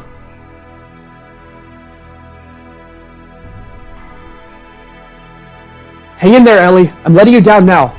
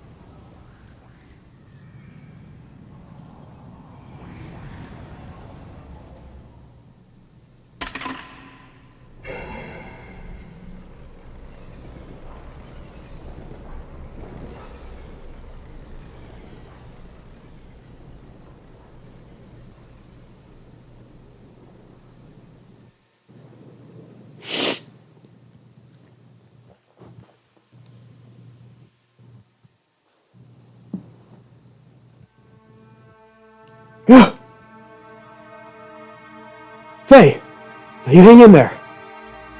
She took my gun. Why did you do that, Ellie? Ellie? What happened to you? How could you? Don't tell me she's been brainwashed. It has nothing to do with brainwashing. The majority of my body is comprised of a nanomachine colony, not only for longevity, but also to unify with the mother. So don't be surprised, this much damage can be recovered rather quickly. Unify with the mother? That girl, Elheim, is our mother. Yes, I am the mother of all humans. Ellie? What are you babbling on about? Step out of it, Ellie! You're as dense as usual, but I don't blame you. So be it. I will explain to you all about it. This Deus, the one you call God, is an interplanetary invasion weapon system that was built in ancient times by humans from another planet. It was created as an automatic weapon which could act upon its own will to take control of a targeted planet. But you should have known this much from looking at the Raziel records. Anyway, during a test run, Deus became uncontrollable. It released its power and annihilated a whole planet. The creators of Deus found its immeasurable power to be too much of a threat and hence forcibly shut it down. In order to analyze the cause of the problem, its core was dismantled and placed on an interplanetary immigrant passenger ship to be transported to another planet. Becoming unaware of this, the disassembled Deus resisted. It tried to take over the passenger ship that was transporting it. Deus, again, has a mind of its own, an artificial intelligence, and a will that makes it want to reassemble itself. However, as a last line of defense against the escape of Deus, its creators unexpectedly destroyed the whole ship, sending it crashing to this planet. Deus knew that it would not be able to get away from the explosion or the imminent impact, so it detached its core from the Zohar power reactor. Zohar? Yes, Zohar. It is what drives all of the gears on this planet. It is the master generator that transmits its energy to the slave generators in our gears. It is also the source of all the ether power that the inhabitants of this planet utilize. By utilizing the energy displacements caused by actualizing a potential future phenomenon, this Zohar modifier has the ability to produce infinite amounts of energy. The source of all our ether power? Are you saying all our energy comes from that one power reactor or engine? Yes, but there is more. The core that was detached from Zohar, the biological computer Katamoni, crashed onto this primitive planet. It activated Persona, its life support plant, that can generate organic material. Using this, it prepared for itself a genetic-based system for the day when Deus would be resurrected. Thus, the first humans were created from there, Emperor Cain and the elders of the Gazel Ministry. Are you saying that the Emperor and them Gazel geezers were people born from Deus? Do you know why the Gazel Ministry desired the anima relics in your bodies? Well, here's the reason. Before becoming human, the bodies of the Ministry were once part of the organic elements in the core circuit that made up Deus. There were two types of organic elements. The female type was called anima, while the male type was called animus. They were also created with the added ability to become mobile weapons by merging with machinery that was suited for use as terminal interface weapons for Deus. In other words, those Omnigears you were using were one form of such weapons. The Ministry, which were animus, were to become one again with their separated anima at the time of the resurrection of God. But in a war 500 years ago, they all lost their physical bodies.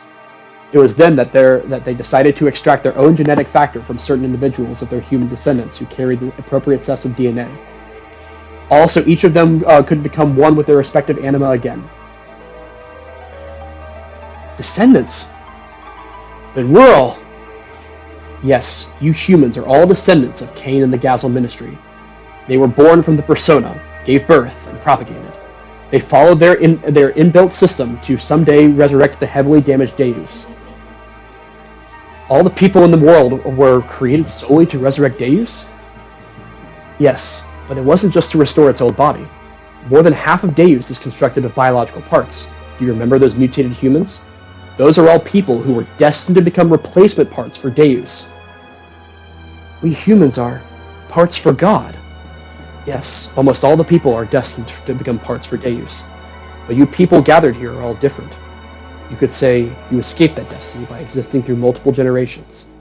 In actuality, there wasn't enough parts for Deus, but Krelian compensated for what was lacking. The reduction in the number of parts was due to humans living through multiple generations.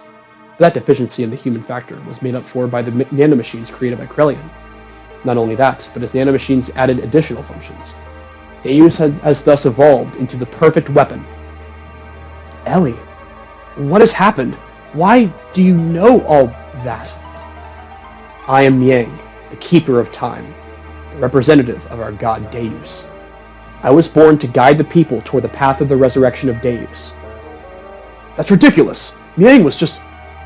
You're limited in your ability to understand. Yang's factor exists within all women, the one who transcends the generations, the caretaker of humans. When the previous one dies, somewhere another Miang is awakened. It is programmed into all women's DNA to be that way.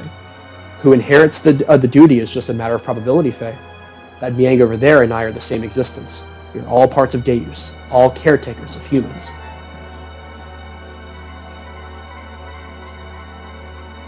Let us end this discussion now. Deus is awakened. I am one of the parts that composes Deus, hence I must become one with it. Ellie, why did it have to be you? If Miang is a part for Deus, why did it not happen earlier? It's still not enough for her just to have awakened. Although she may be Miang, she still isn't the true Miang. The true Miang? Let's go, Krelian. All that is left to do is to vanquish this implanted civilization and return it to how it was. Then it can complete my unification with the final fragment of Deus, the Zohar modifier. The power reactor that fell upon this planet and became our genesis, and now our apocalypse. The eradication of civilization? What is the purpose of doing that? Who knows? The creations of God will someday be a hindrance. That is why they must be eliminated. I am just programmed to act in this way.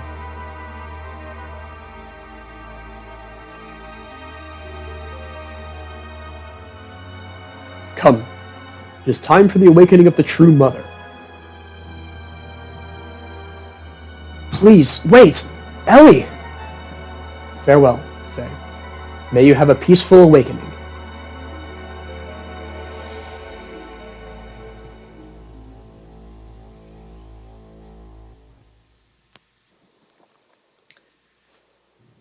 Yeah, you see what I mean by mindfuck now. I can pause later on and answer any questions you have. That's a lot. But now we're witnessing Deus awaken.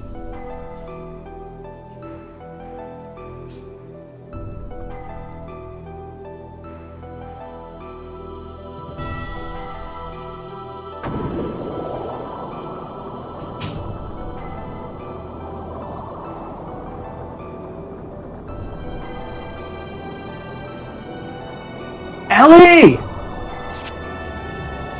Wait! Faye! Do not release the system! Sorry, wait! We are only endangering ourselves! Let's get out of here now!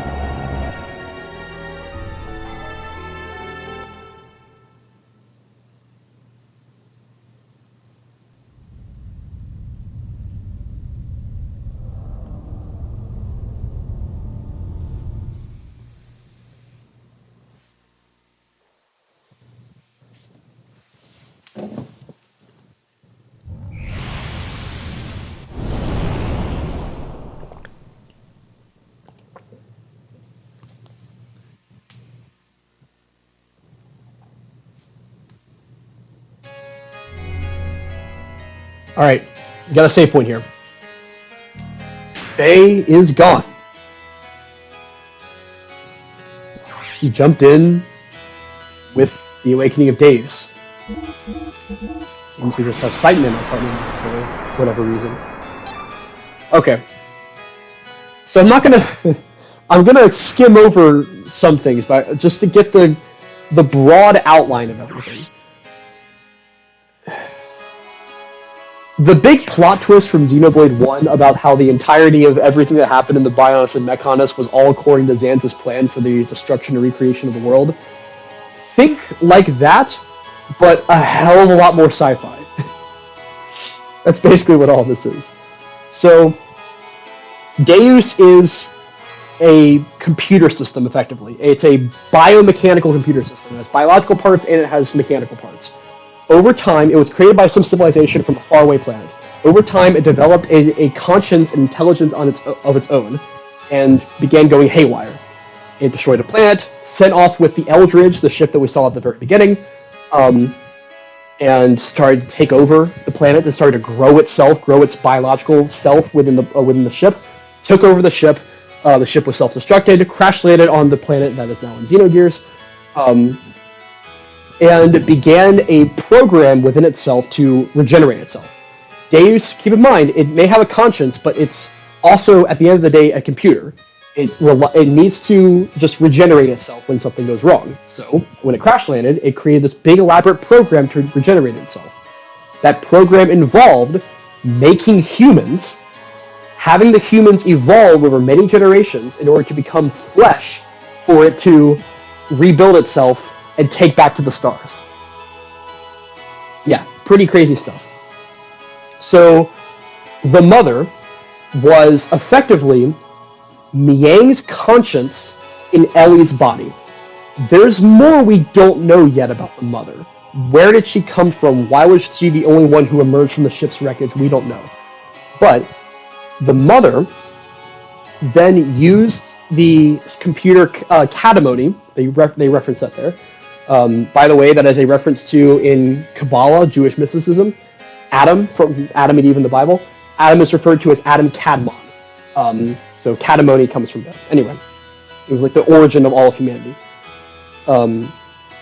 Persona refers to the organic part of Deus. Basically, like the human, not really the human part, but like the consciousness of Deus, right?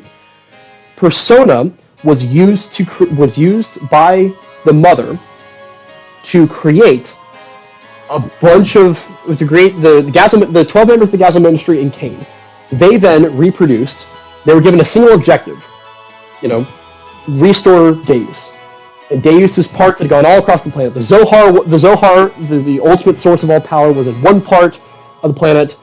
All the anima relics were spread around. They had to just reassemble the parts, right? And it also needed flesh to be able to reassemble it too, right? So Cain and the Gazel Ministry were built from its flesh, and then they reproduced over all these generations, created this huge civilization that existed for 10,000 years, and now all the people of the earth are just parts for Deus to rebuild it. So all they need now is the Zohar. They got all the anima relics because we had the anima relics with our Omnigears, and the other ones they didn't have, Krell and Miang had already in their own Omnigears. So they have the anima relics. They have the mother because Miang's consciousness is now in Ellie's body.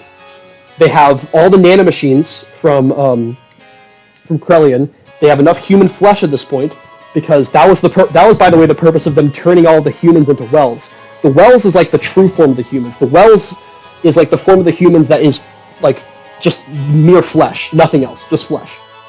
So they had to implant the virus and then turn the geisha key in order for all the humans to turn back into their true selves, all the humans that didn't have the animus factor to turn back into their true selves and mutate, so that they could then reunite with Deus. So all of that's complete. The one thing they need is the Zohar. That's where we are now. Mindfuck, I know. Yes, and then the Miang dies, another woman becomes Miang. Miang is nothing more than an AI, effectively. Miang is like an AI that is programmed with one objective and that is restore Deus. That's it. Niang was within the original mother, and then when the original mother died, Niang went into some other woman, and then some other woman, and just is going in, hopping different women's bodies for 10,000 years, manipulating the politics of the world in order to eventually help and guide humanity toward resurrecting Deus. Niang is basically Deus herself. She's like the mind of Deus. She's the AI that's like programmed to restore itself. Think of it that way. This explains why Solaris was created. Solaris, the Empire of the Solaris, the whole war and everything, was created just to aid in this process. Cain and the Gazelle Ministry needed a way to control people, the people that they had descended from them. They needed a way to control them so they could continue to guide them toward the resurrection of Deus. That's why Solaris was created. It was a big control mechanism. Right? But, importantly, Solaris hasn't always existed. It hasn't existed for all those 10,000 years. There's a lot of background noise, I'm so sorry.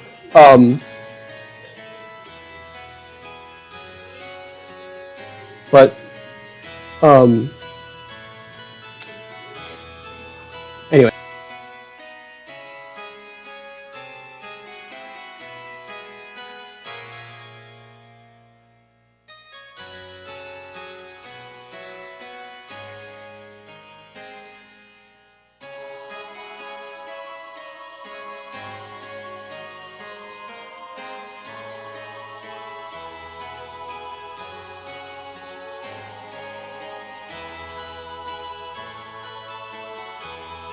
I'm sorry, I did not anticipate that much background noise. I hope it's not too big of a problem.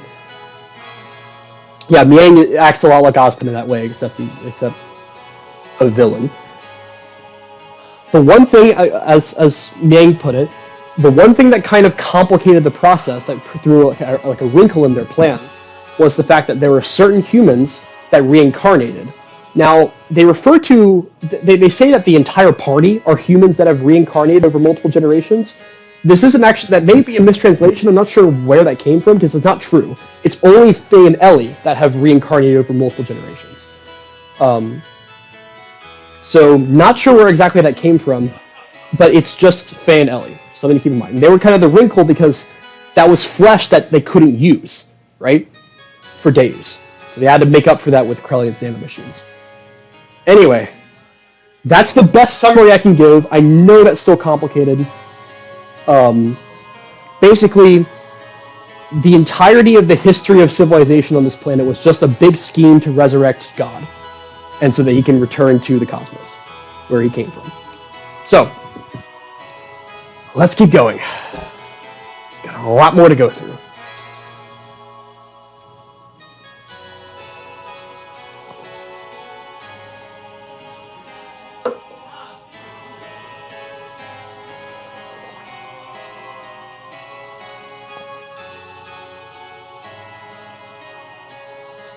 God, the interplanetary invasion weapon, Deus, had awakened and its arc, Merkava, was activated. Deus began to absorb, one after the other, the mutated people, and destined to be its parts, while the non-mutated would eventually only become a threat to it, to exterminate us and our civilization, it set into action. The planet's surface was devastated by Merkava and the weapons born from out of it, called the Seraph Angels. So God's now creating its own army as well. Seraph Angels.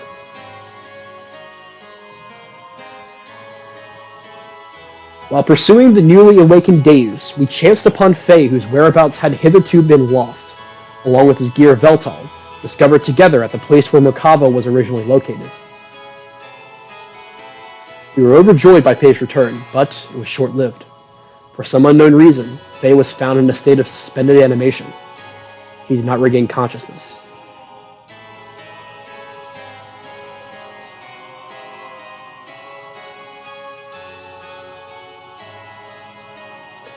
The people of Shavat and we ourselves feared a relapse of Id's power, and had no choice but to put Faye into carbonite freeze. And now it's Titan's turn to sit in the chair. Faye and Ellie are out of commission.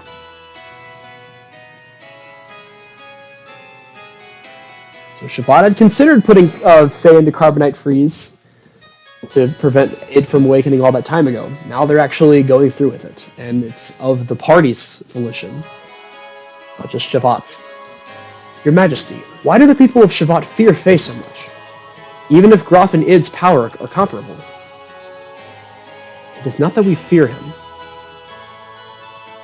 We fear the error we ourselves committed, and now we are simply trying to put a lid on it. The error that you yourselves committed. We've heard about this before, we don't quite know what this is. Shabbat instigated a battle 500 years ago to gain our independence from Solaris. However, we became overcome with a lust for power. Fearing the war-torn people's will would no longer be with Shabbat, but with the Nissan Mother, and that the people would assemble under Sophia.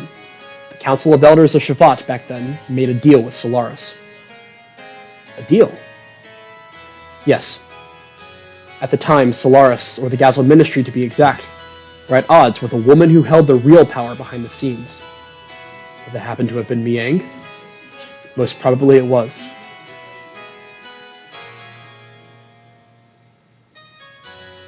Fearing the increasing power of the masses assembling in Nissan,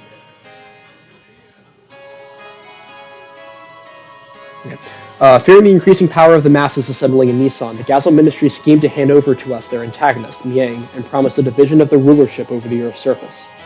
But in exchange, we had to give them the rebel army that had assembled in Nissan, and also their patron, Sophia. The leaders of Shabbat accepted, and it was decided that Nissan would be the location of the final decisive battle with Solaris. Shabbat did not participate in that battle. Thwarted by the awesome numbers of the Solarian army, and with their path of retreat cut off, the Nissan rebel army ran out of options and was destroyed. Caught up in the middle of all this was the Khan, Bart's ancestor Roni, and myself, and Krelian. You were also there. Yes. Surrounded on all sides, we were prepared to die. And then, the rebel forces' flagship appeared with Sophia aboard. She sacrificed herself so as to create a path for our retreat.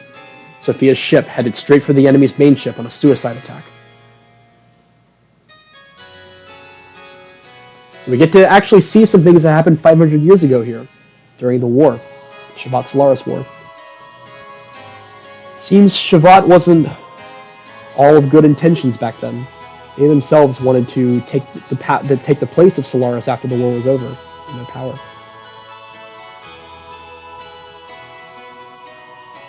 So they learned from their mistake, it seems.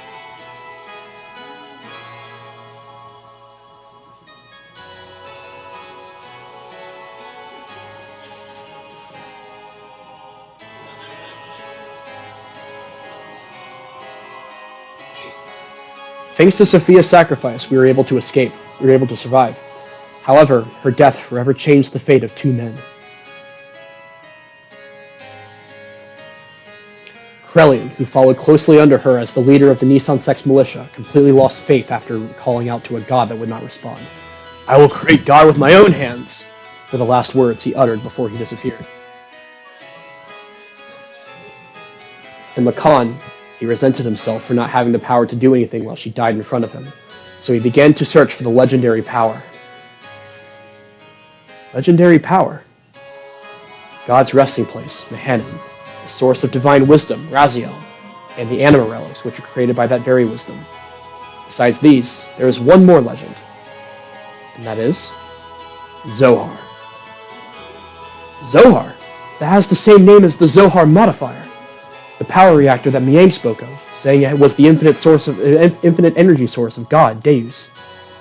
What she claimed was also the source of our ether powers and the driving force of all our gears. It would have to be one and the same thing. It is the place that contains the ultimate source of this world's power. It is said that only he who has the correct destiny would be able to find its location.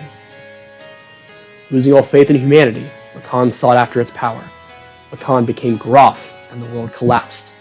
This tragedy happened because of the people's lust for power. I must take part of the responsibility for not having been able to stop it. And now, Faye, the one who has the same power as Graf.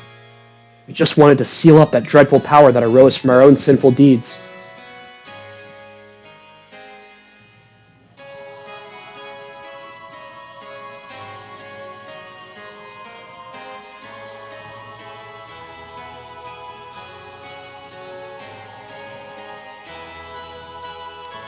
Graf, the man once known as Lacan, sought after the power of Zohar, the one who has the same power as Graf, Faye. I had this premonition that Faye too would awaken and seek out that power. And that presentiment became reality.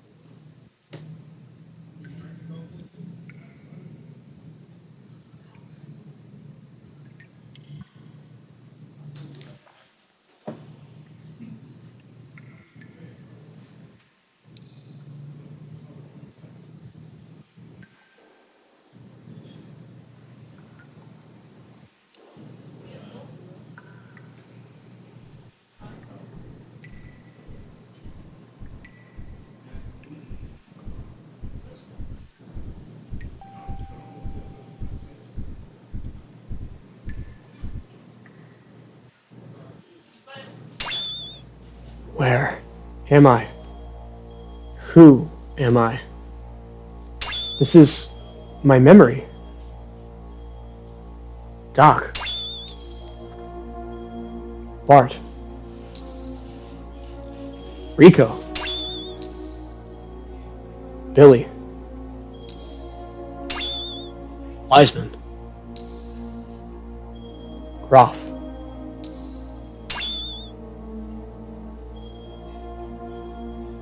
Everyone. My memories. Ellie? Mother?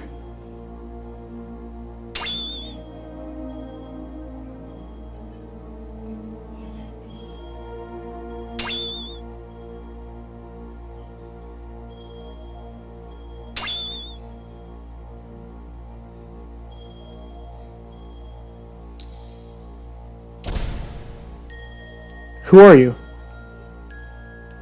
I'm surprised. That's pretty clever. You are it? I misjudged you. I didn't expect you. I didn't expect you, the fake personality, would create a fourth persona. Fourth persona? He can't feel anything. He's shut up inside your ego. The pressing facts and truths you won't face. You're afraid of them, so you desire to completely shut yourself off from the world. And so you formed a fourth persona, a fourth Fae. The name doesn't matter. He's the one on the stage. He's the one who's in control of our body. But it is a useless form of resistance. Come with me. Wait, what are you doing? He has the key. I merely want to borrow it. I've got to go somewhere.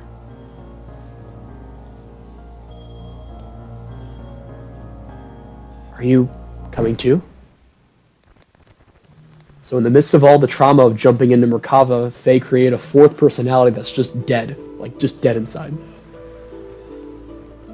Okay, and now we finally get a 500-year-ago flashback. We've been waiting for this for basically ever since we got to Shabbat. We'll finally get a flashback of the characters from 500 years ago. I really think they deserve their own game, kind of like Torn in the Golden Country, but either way. Come on, guys, eat up. You haven't been able to get this kind of food around here lately, have you? This is Roni Fatima. Well, this is also due to my business savvy. What's wrong, Lacan? You look kind of down. What's bothering you? Are you worried about something? It's nothing. I'm just thinking about painting Sophia. I don't know why I agreed to do her portrait. Sophia? You mean your childhood friend who's now the Holy Mother of Nisan? She's not really a childhood friend. I just made her acquaintance at the monastery near my home when I was a child. She went to the clinic there for convalescence. She was frail. So, what are you worried about painting her for? She does not wish herself to become a symbol of her sect. Actually, it seems she wasn't interested in having her portrait painted at first. But when she heard I would be the painter, she turned around and agreed. That's what I don't understand. I see. Then she must like you. What are you talking about? That's how women are. Right, Krellian? Hey, Krell. Huh? What's up? You're not having any? It's ready to eat. Ah, yeah. The Holy Mother of Nisan, huh? What, are you out to offend divine providence or something, Lacan? Cut it out. It's not like that.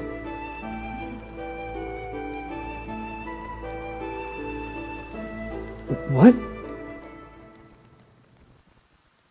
You gotta lighten up a little.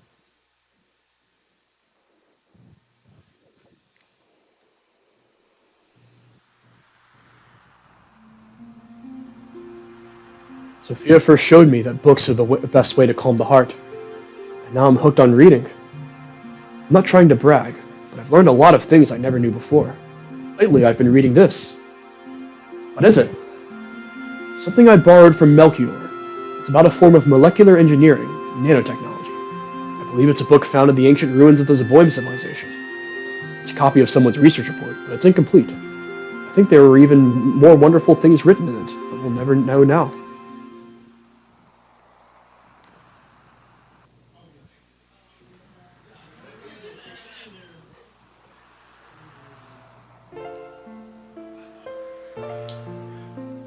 What's wrong? You don't look so good. Lately, you've seen melancholy almost every day. Something happened. I don't know. I just can't paint right now. Sorry, but do you mind if we stop here for today? I see. It's not good to push yourself too hard. Why don't you rest up for a little while? I'll have Krelian take you.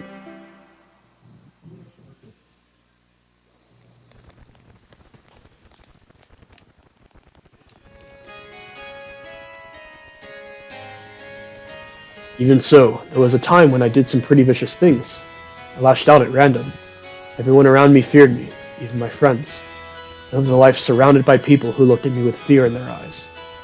But she was the only one who wasn't afraid of me. She would just smile. Peace of mind. She was the one who taught me what that was and how I could receive it. She taught me how to live as a human.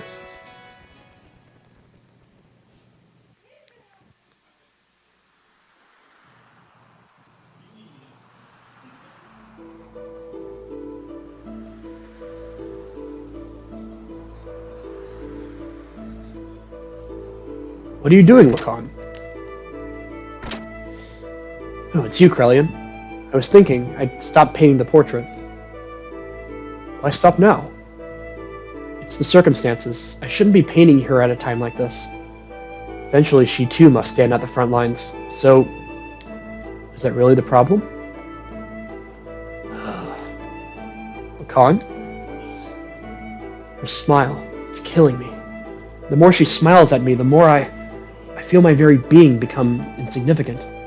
Inside my heart there is this empty existence. Other than painting, I have no worth. Yet she continues to accept my presence. I feel like I'm getting smaller and smaller. I didn't have this feeling in the beginning. I just wanted to paint her one more time, one more second longer.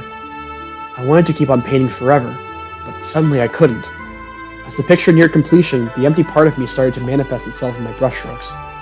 I was meant to be painting her as she really is, but this picture is my own self. My empty self has begun to appear within there. That's why I've got to stop now. Your own self? You're just running away. You can't bear it when she smiles at you. By painting her portrait, you notice the gap between your own inner emptiness and her inner abundance. And you cannot fill that gap. That's why you are quitting your painting. You are refusing her. Even so, you still can't bring yourself to leave her, can you? In spite of that, why is it that she continues to smile at you? You who can't accept her feelings. You who won't accept her feelings. Tell me why. If it was me who was receiving such feelings. Something of a love triangle going on.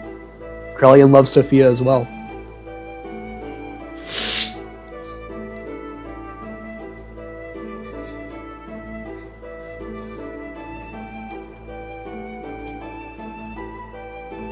You're neglecting yourself too much. Why aren't you kinder to yourself, mistress?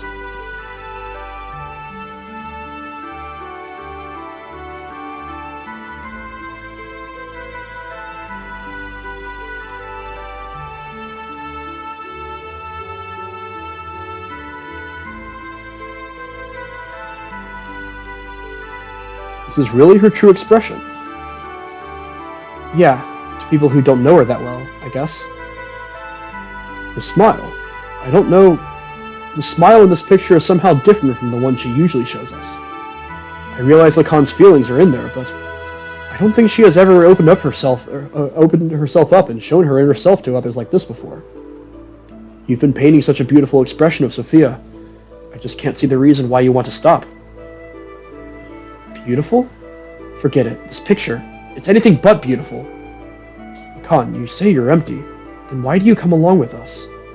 What we've been doing up until now are not just acts of mercy. It's a fight for freedom. Time and again, you've been through life-threatening situations with us. A man who has nothing in his heart couldn't do that kind of thing, right?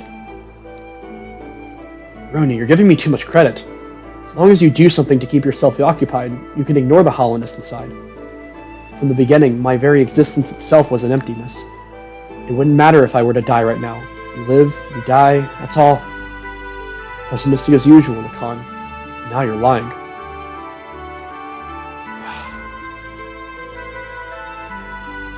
It is just that you're not good at expressing your own feelings. You're not empty, she knows that. That's why she shows her true smile. I don't deserve to see her true smile. She is the hope of the people, their support. There's so much for her to do. Why would she open her heart to a mere artist like me? Bro! Hey, bro! What are you doing here? What's up? The Council of Elders of Shavat issued a decision. Tomorrow we will leave for Soylent. Soylent? That's in Solaris. Yes, and Sophia will be coming with us. That's ridiculous. The refugees are still increasing. We can't afford to have Sophia leave Nissan. And go into Soylent, that's plain foolish. It's too dangerous. What are the elders thinking? No, it wasn't the council's wish. It was Sophia's will. It appears that she expressed this desire herself. That can't be. What is she thinking? Originally, we talked about it being just us. Just us.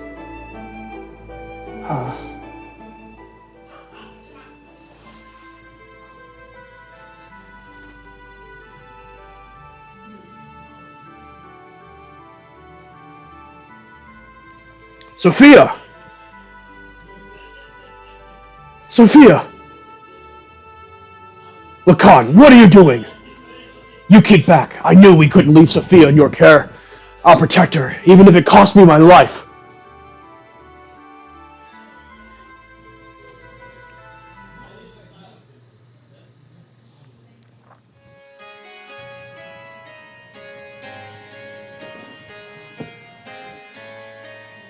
Why don't you go get some rest, Krell? You haven't slept since the day before yesterday, have you? You shouldn't do that to yourself. I'm fine. It's not a problem. Look, I'll watch over her, so you go sleep. What will we do if you also fall ill? Do not forget you are the head of the Sex military forces. Okay, I suppose you are right.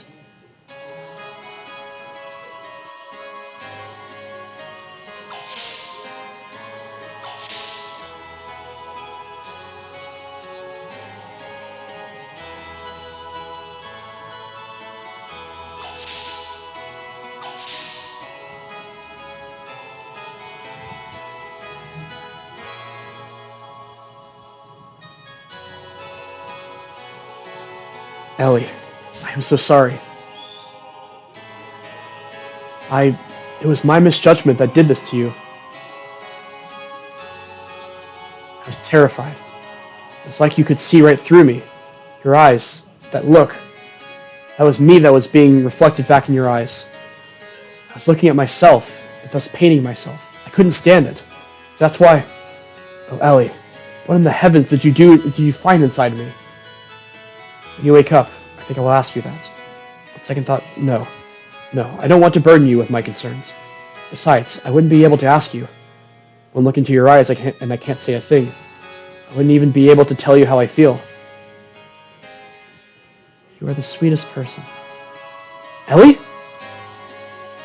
You are someone who cannot bear to see others hurt by your own actions. So you hold everything in and bear all the burden.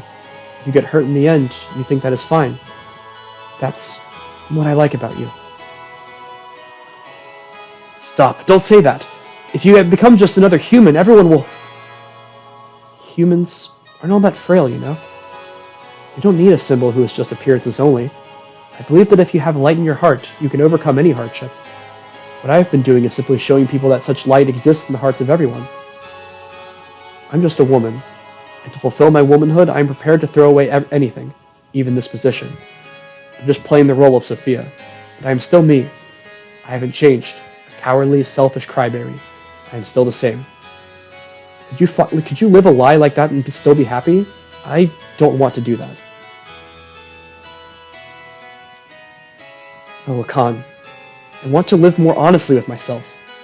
To be able to tell the man that I love that I do love him, and I don't care if I get hurt or rejected. You only have one life. I don't want to turn around later and regret not having done such things.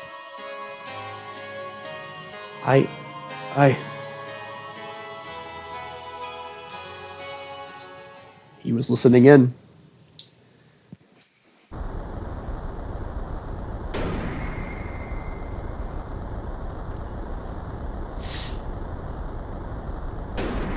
Do you think I'll let it end here? We are not their possessions.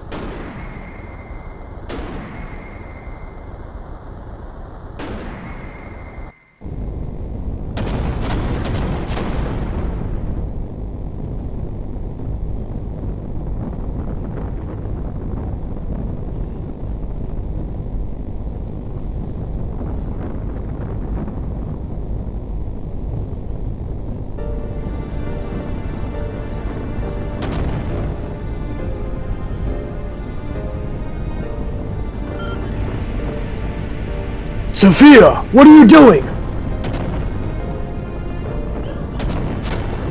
I am ending this. You won't need to fight anymore. So, Krellian, please open your fist, and with your open hand, gently hold the people who will continue to live.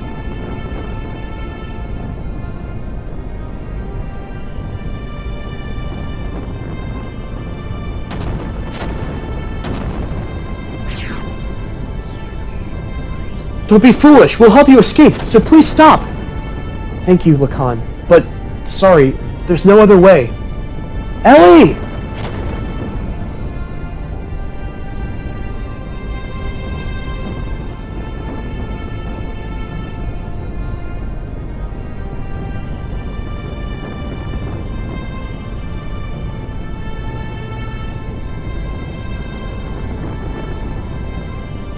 People support each other to live. It's what brings us happiness. So share that happiness, and please, Lacan, live!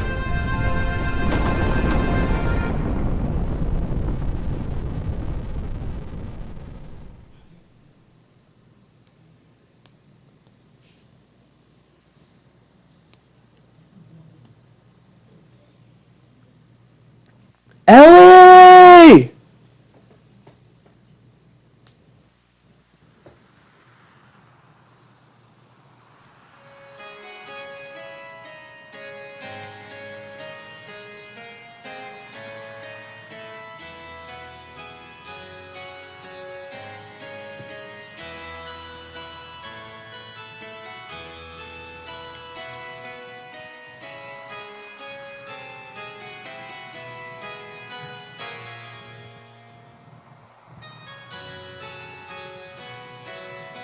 We were sacrificed as pawns in order to protect their own authority.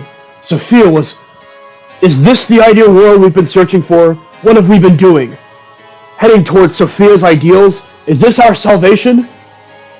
This isn't fair. Sophia was sacrificed for those bastards. Sophia said, if you just have faith, the path to what you hope for will open. But look at reality. God didn't answer our prayers. Is that because we didn't have faith? Even if we didn't have faith, Sophia did. Why did she have to be sacrificed? Is God dead? Is he just not there? Maybe God never even existed to begin with.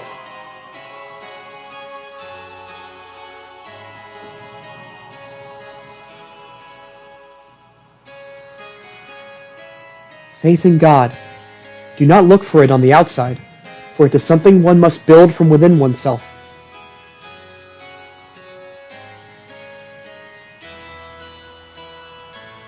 What we've heard as one of the doctrines of the Nissan sect time and time again.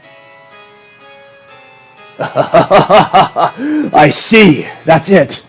If God doesn't exist in our world, then I will create God with my own hands. Krellian.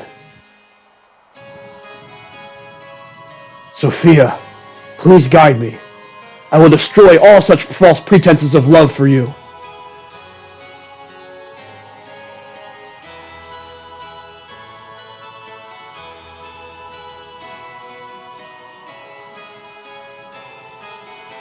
We need to gather all our surviving comrades. We'll never beat them if we fight them individually.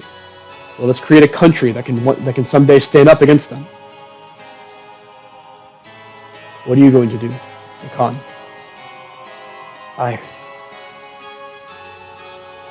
That's how the Kingdom of Ave was created. Create a world with no need for gods, yeah. That's how Krellian went off the deep end. Krellian is very much analogous to Jin. As you can definitely see where the inspiration for Jin's character came from.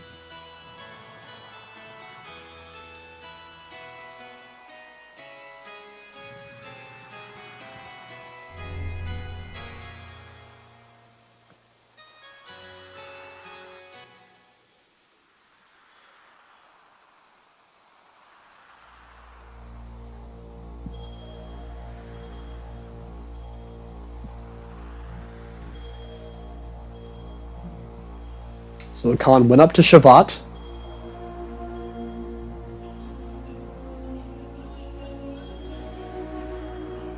Ellie?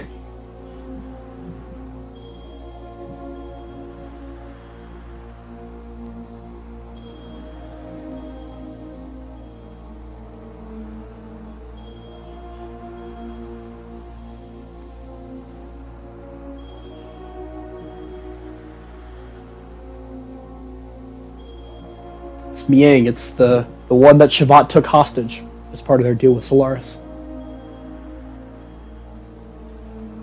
Or that time's version of Miang. If only you had power, you could have saved her.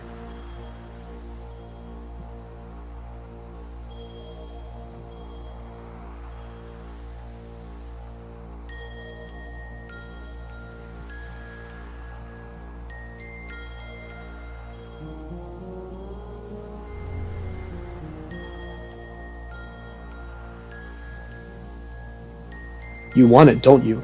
Unrivaled power.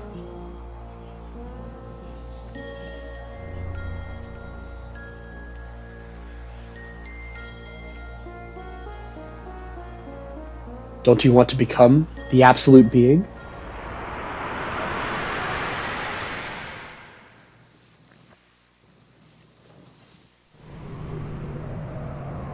There. That's what I have sought for.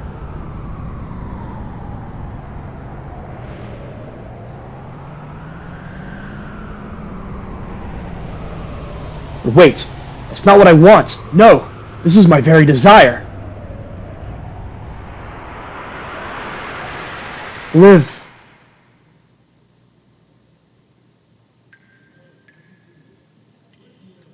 So this is where Faye's being held? He deserves it. Let me pray on his weeping face as if it were an idol. As if I would. Yuck! What is this?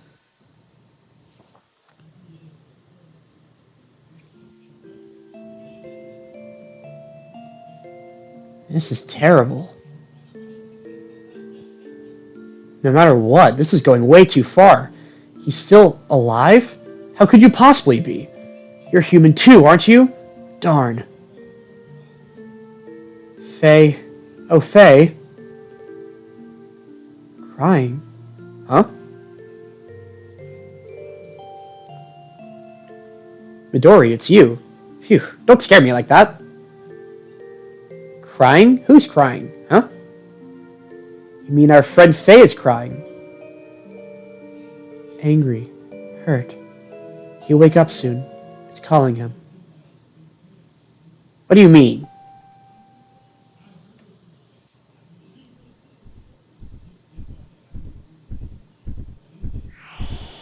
Whoa, what the...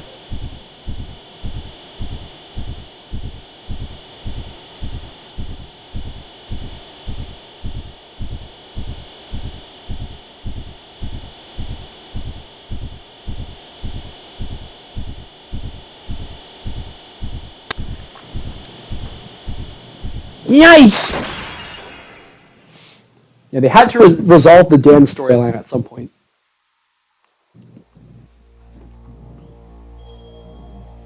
He broke through his carbonite encasing, id. Faye took his gear Veltal and went in search of Zohar. He followed Faye's trail. We followed Faye's trail. Eventually, we arrived at the location where Zohar had fallen to Earth so very long ago.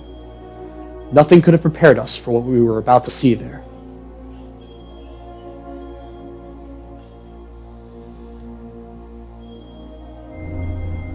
Okay. Lots and lots of backstory there. We got the full backstory for Krelian, we got the full backstory for Groth. Lacan. Yeah, Dan did feel a little out of place. I really, really do think the entire Shabbat Solaris War deserves its own game. It if Xenogears was created in the modern day, that was definitely a Torn of the Golden Country level DLC.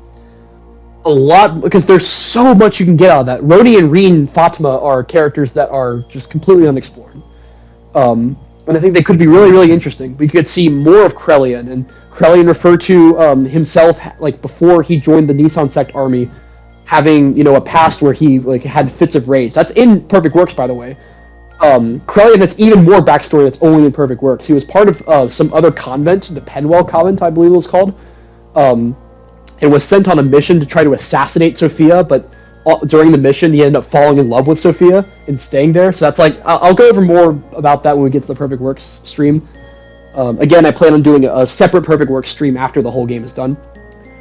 But yeah, that's Krelian's story for you. Krelian's whole character arc is, of course, I already said it's the inspiration behind Jin, but it's also very reminiscent of the philosophy of Friedrich Nietzsche. Him saying that God is dead, and him trying to make God within himself. That's a very Nietzschean idea. His whole character arc resembles Thus Spoke Zarathustra, which is a book by Friedrich Nietzsche. When I get to the Perfect Works episode, I'll go more in depth into all the different philosophical and psychological and religious references and undertones within Xenogears, but I just wanted to kind of give you a taste of it there. Talked about Jungian psychology earlier, talking about Nietzsche now. There's a lot of those kind of undertones there.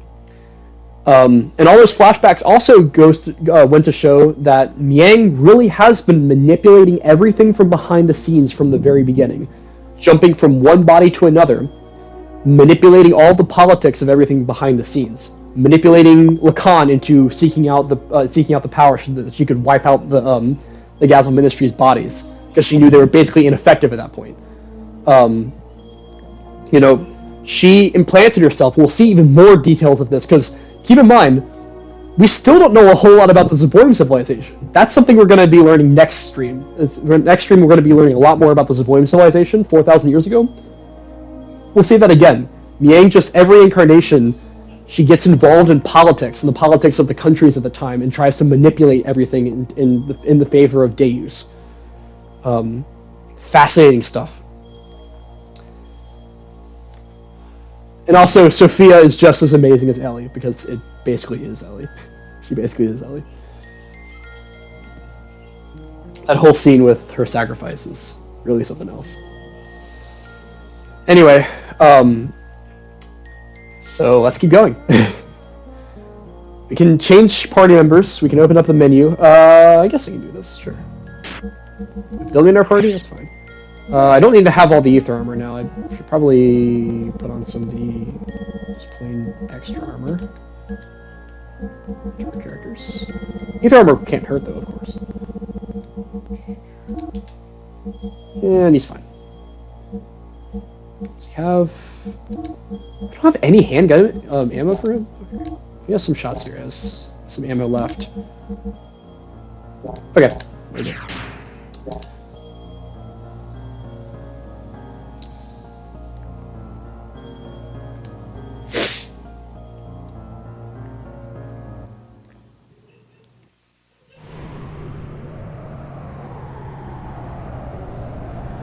What is that?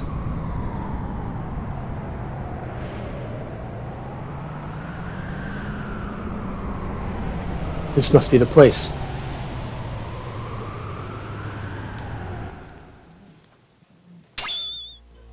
Wait for me!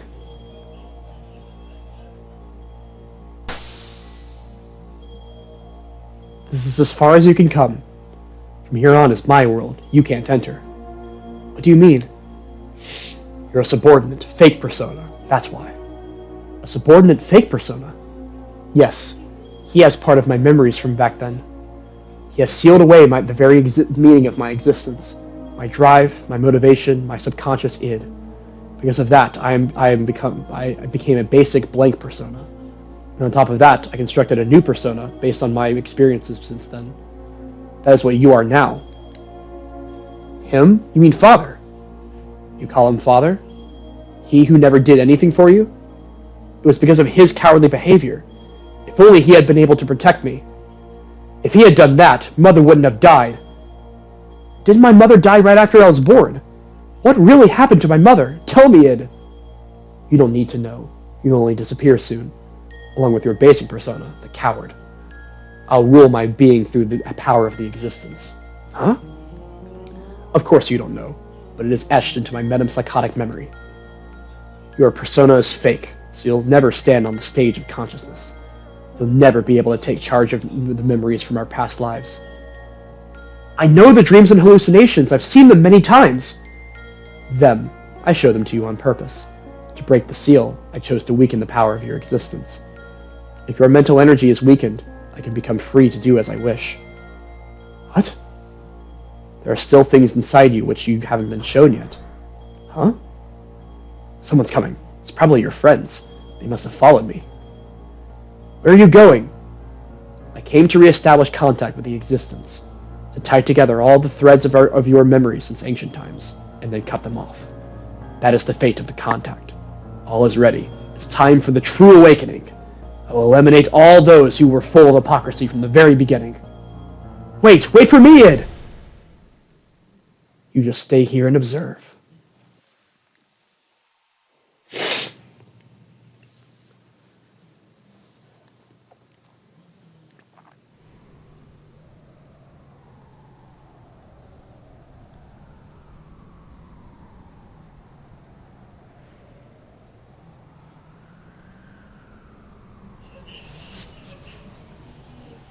What is this?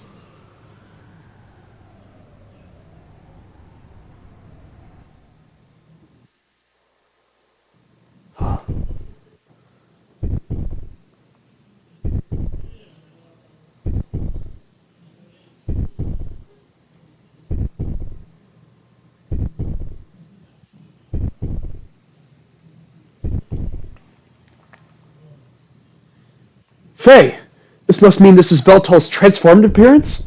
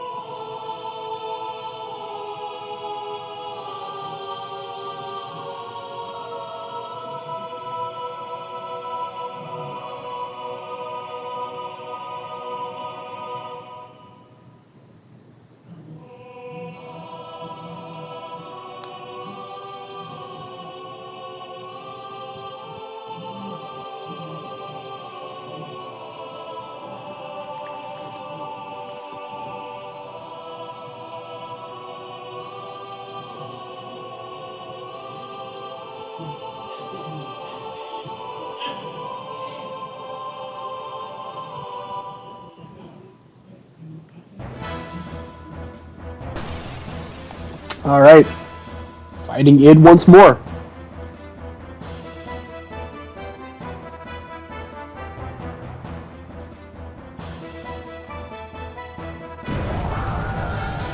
This time in a transformed state, it seems. Go for it.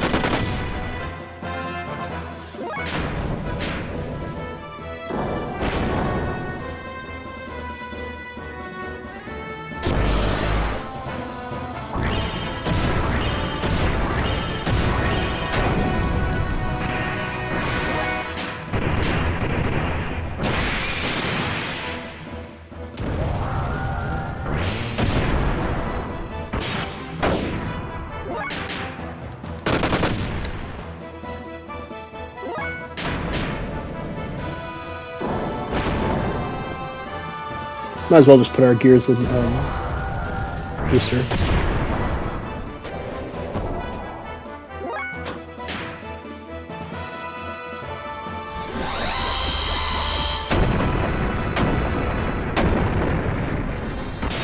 They definitely nerfed id here for gameplay purposes. An actual story would have destroyed them. A canonical story.